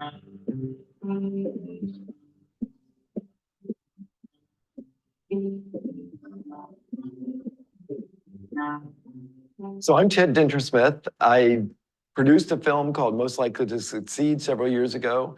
It's the first contribution I made to this important topic of how we prepare kids for a future that will be quite different. The film was great. I didn't direct it. Greg Whiteley did, and he did a remarkable job. But I did travel a lot with the film, and I went to place after place, community after community. The film now has done 7,000 school screenings around the world. I've probably done 250. People ask me a very fair question. You know, this was about a school in San Diego called High Tech High that started in 2002 from scratch. Sorry about that.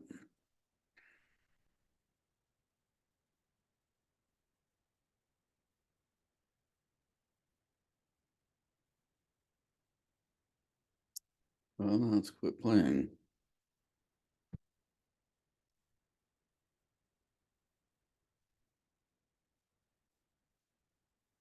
Around the world, I probably did, you know, there are, most of our kids are in existing schools. And so as I traveled. Well, sorry. Which actually is a very hard and important problem. I think it's harder to change an existing school than to create a new school. So 3 years ago, I took an unusual trip. So I left in September. I traveled for every school day for an entire school year, went to all 50 states, visited a couple hundred schools, met governors, commissioners of education, state legislators, PTAs, you know, business people, but lots and lots and lots of parents and students and teachers. And I have to say, I was just blown away. When I set out on that trip, I had no idea that I would write a book.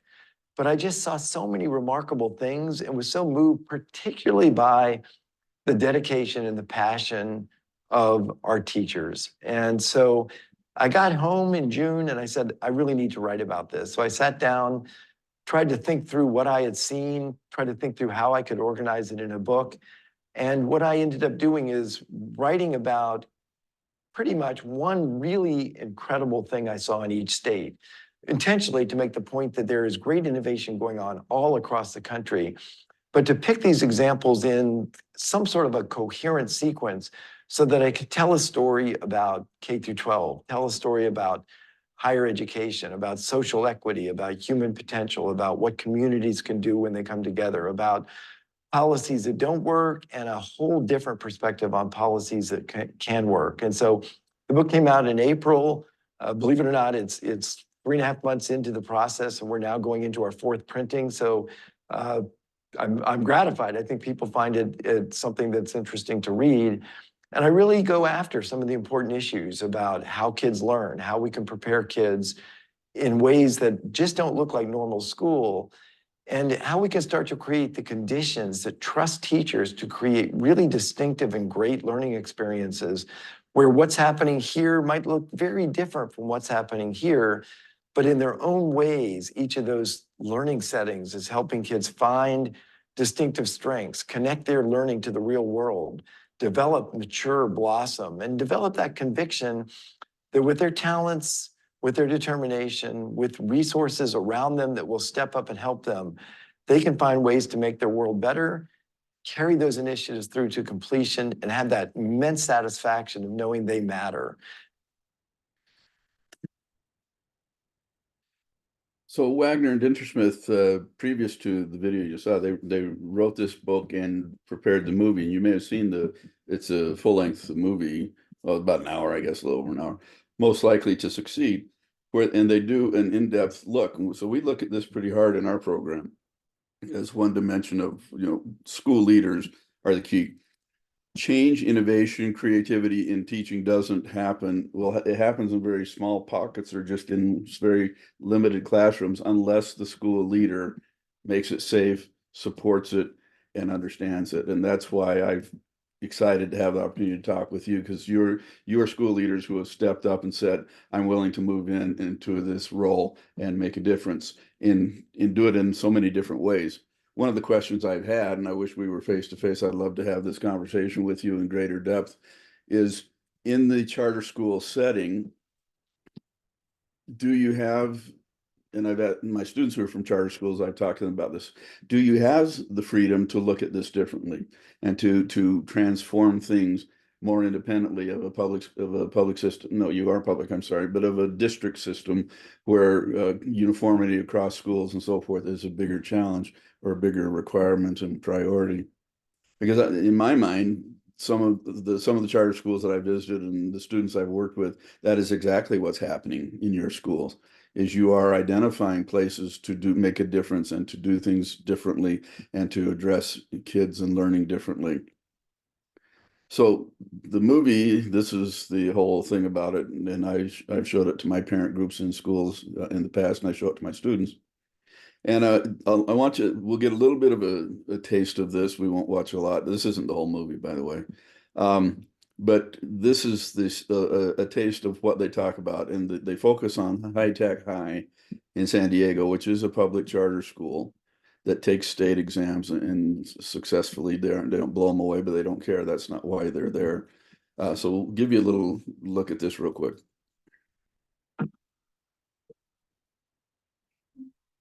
The last significant change in the way we educated our kids occurred around 124 years ago.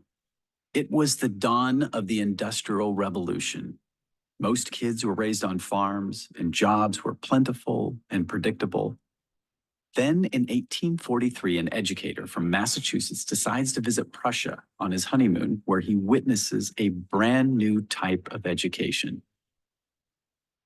Up until that time, education primarily consisted of smart people sitting around talking to other smart people. But after the Prussians were embarrassed in the Napoleonic Wars in the 1800s, this Prussian decides to institute a new type of education for every German boy from 7 to 14 years old. which results in a more fit, more organized, more obedient army. Among his many reforms was this idea: to divide up instruction according to age, ability, and subject matter. Strange as it seems today, this had never been done before. This idea of teaching math in one room, science in another room, language skills in yet another was totally new. Horace Mann witnesses this new educational model and he's stunned. Inspired by what he sees, he brings these educational ideas back to the US, where it captures the attention of these men.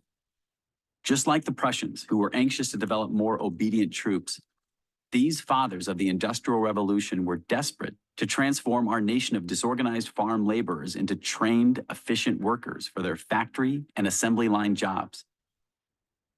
We divide the day up in high schools into bits of time, into 40 or 50-minute blocks typically, and then we ring bells and people start to shuffle around the building and do something else. That's an organizational device. It's not an educational principle.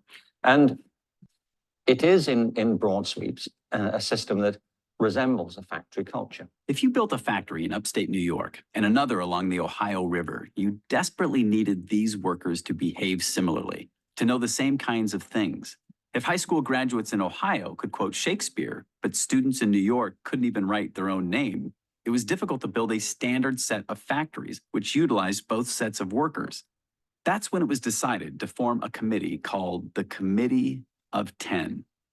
The committee was tasked with coming up with a standard set of subjects every kid should know. 10 university heads in 1890 said, in 11th grade, everyone should learn chemistry. In senior year, everyone should learn physics, and that it should be earth science. They came up with this whole trajectory, calculus, and a lot of these subjects are great, but these priorities were dictated 120 years ago, 124 years ago.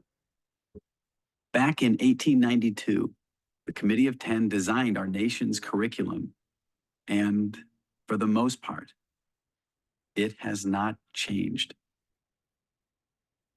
The current systems of education fails to recognize that all students are people, that they have feelings, they have motivations, they have aspirations, they have lives and biographies and circumstances. And as soon as you miss that point, as soon as you start talking about students as data points, you're in big trouble. And the trouble is evident. We've got hundreds of thousands of people going to college every year.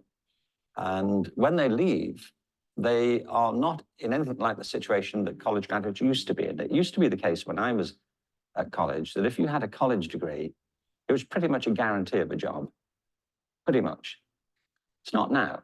As we go from an industrial economy to an information economy, our most valuable part of capital in the economy is no longer going to be industrial capital, it's going to be human capital.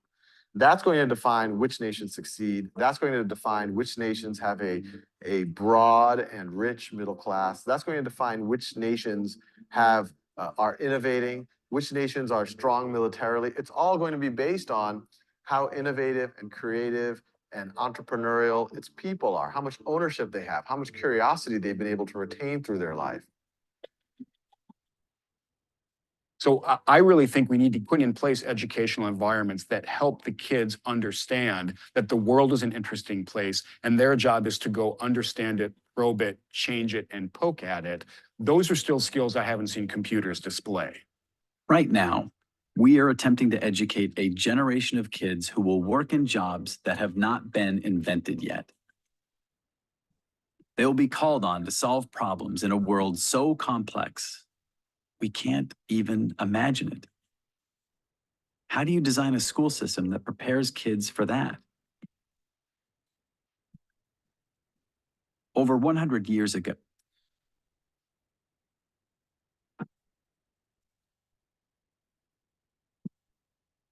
Again, those aren't new concepts, but I don't think the fact that we've heard it before makes it any less significant. And I think as time progresses, we see layer after layer of that coming to pass in different ways.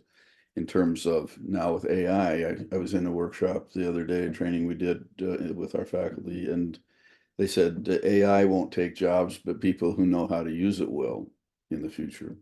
And the comments the one gentleman made about the world is something to be probed, to be understood, to be wondered about, and so forth. That spirit, I think we could do better in getting that, helping our students understand learning in that way.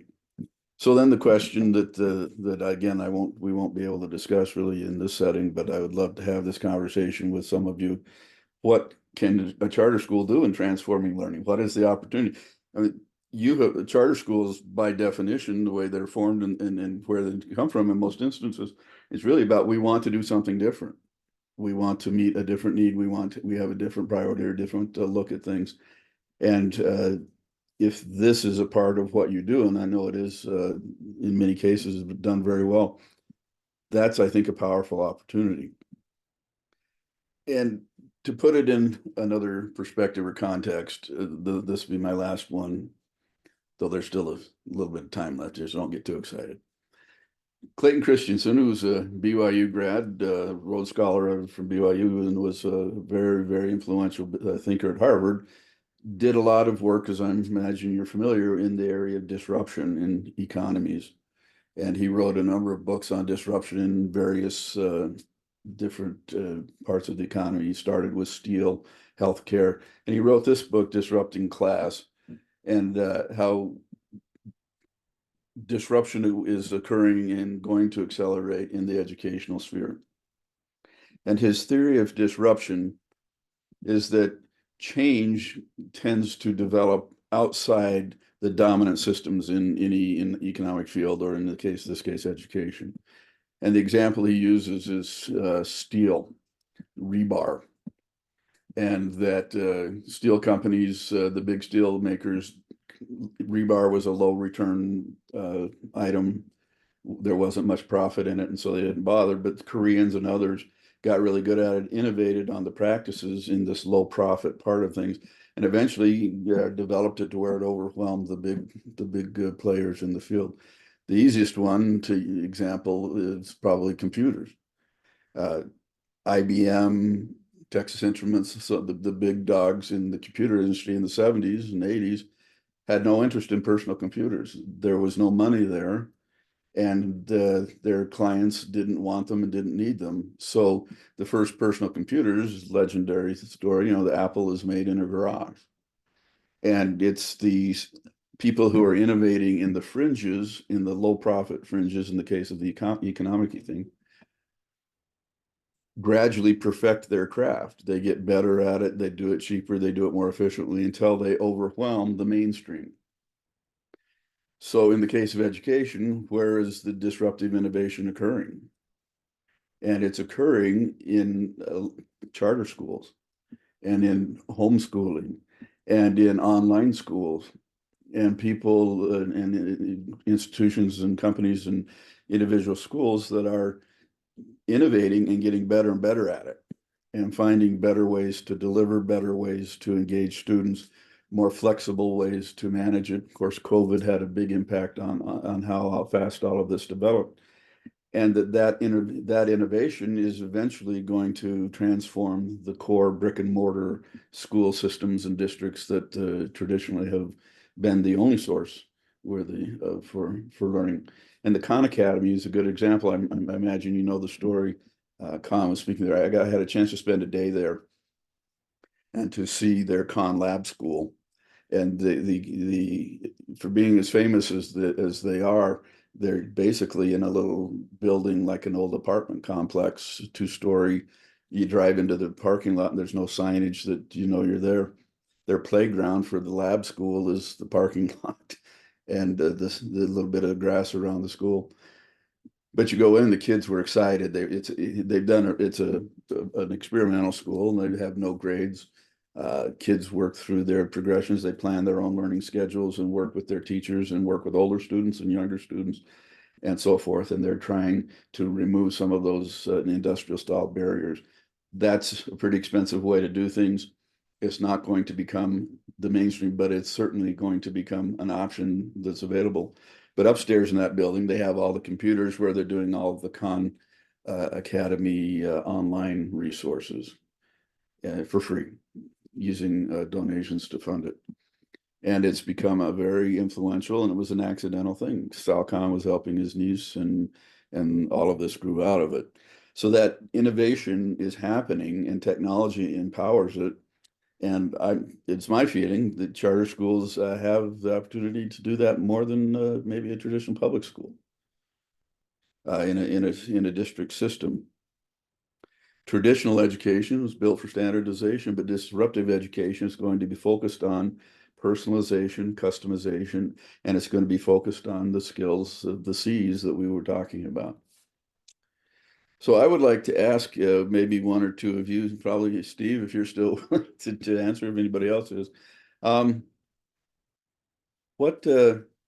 do you, am I seeing this with any correctness in terms of charter schools being a place where these things could be done more quickly and effectively and have an influence on the whole system? Is that, am I misunderstanding that?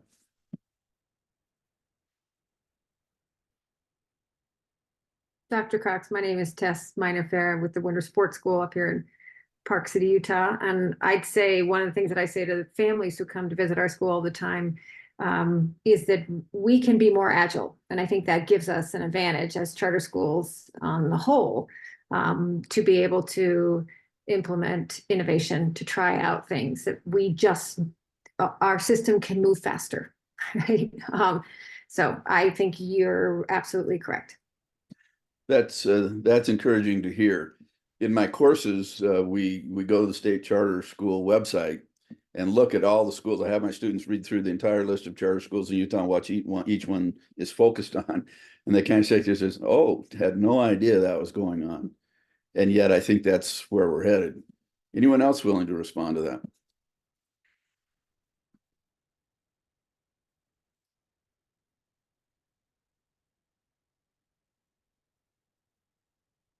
I haven't been paying attention to the, okay, sorry, just checking the chat. I know when I left Mesa, I was in Mesa Public Schools in Arizona for 25 years and as a teacher and then an administrator for many years. And then I left that to go run a private international school in Beijing, China. And I remember just sitting in my chair and saying, wow, I don't have to go and get 12 other schools to agree to make this change. And we, like you say, more agile. And we could respond to and respond to good ideas and respond to needs and things much more effectively. That's what I hope. If there's any contribution I may or may be making here today, is that I see what you're doing in the charter schools as being a real potent and potentially powerful influence on where we're going to go, and to get us to a different, a more effective, more innovative, transformed, personalized, pick your word, type of education for our students. Then, and I think the imperative to do that is increasing. Well, the end of the show here was going to be to take a minute to talk about what's one thing I want to do in my school to change. And I haven't tracked time real closely since we started early. I'm pretty sure I'm not going over the could I ask for any general comments? What are the opportunities you're seeing, or are there barriers you're encountering in your resources are always a barrier no matter where you are, but any comments on any of this? I'd like to wind up with a couple of comments if possible.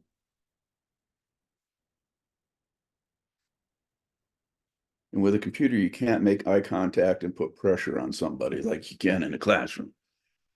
So Justin, I'm looking at you in case you were wondering. Since you were brave enough to turn your camera on, I appreciate it. Yeah, I've had a similar experience to you, Dr. Cox, in being in public traditional education for 27 years, and then recently moving to Utah and entering into this great opportunity with charter schools. The flexibility that we just heard about, the agility. I've heard, I used to belong to a blog called the Committed Sardines, and he would talk about being at the Monterey Aquarium, and how in education we're more like oil tankers. You got to plan to turn, whereas when you watch sardines, they just the whole yeah. school just shifts. And I like to think of this group of people as committed sardines, that we can, you know, not only can we shift, but I think the power of this group is how when an innovation does work, is how we can use a platform like this to share that innovation with one another in order to serve kids better. You know, yeah, I don't have to put things up the flagpole or call my director or assistant superintendent to ask permission. You know, I get a group of people in the room and we make that decision, and then we can implement next Monday if we want to. I think what I'm thinking about from this presentation is, you know, how to leverage that agility or the opportunity to be that agile, and how to leverage that more in the future moving forward here at Vista. Thank you. I appreciate those insights. I was thinking what kind of a logo for the sardines, the committed sardines, what that might look like. There's a wonderful book called The Smart Swarm.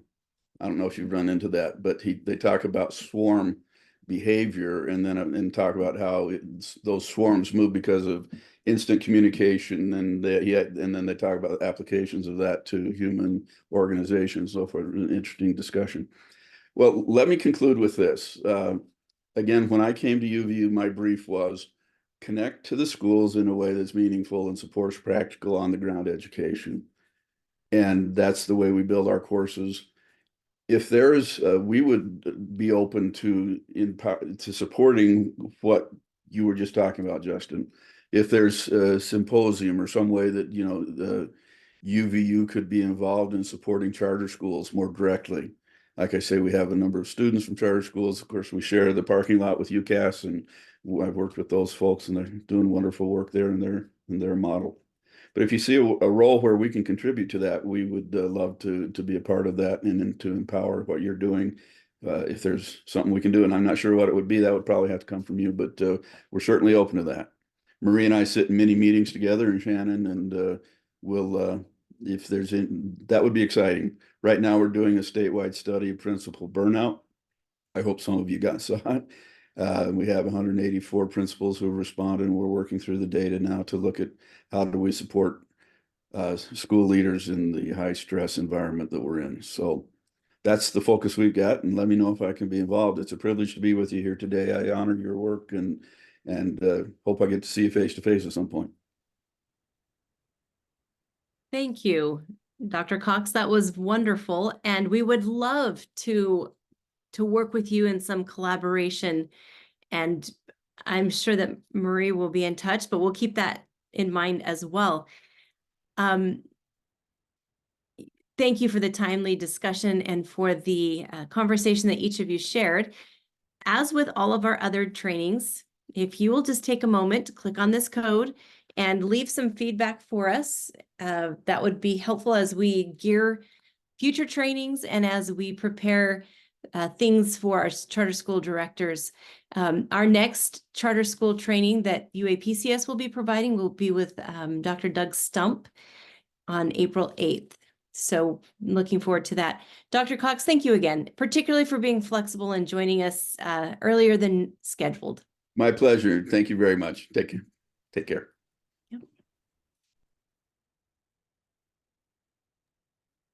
All right. Well, then that concludes our meeting. And as we've been running ahead of schedule, that also means we will end ahead of schedule. So hopefully everyone had a great directors meeting, and we hope you have a great rest of your week.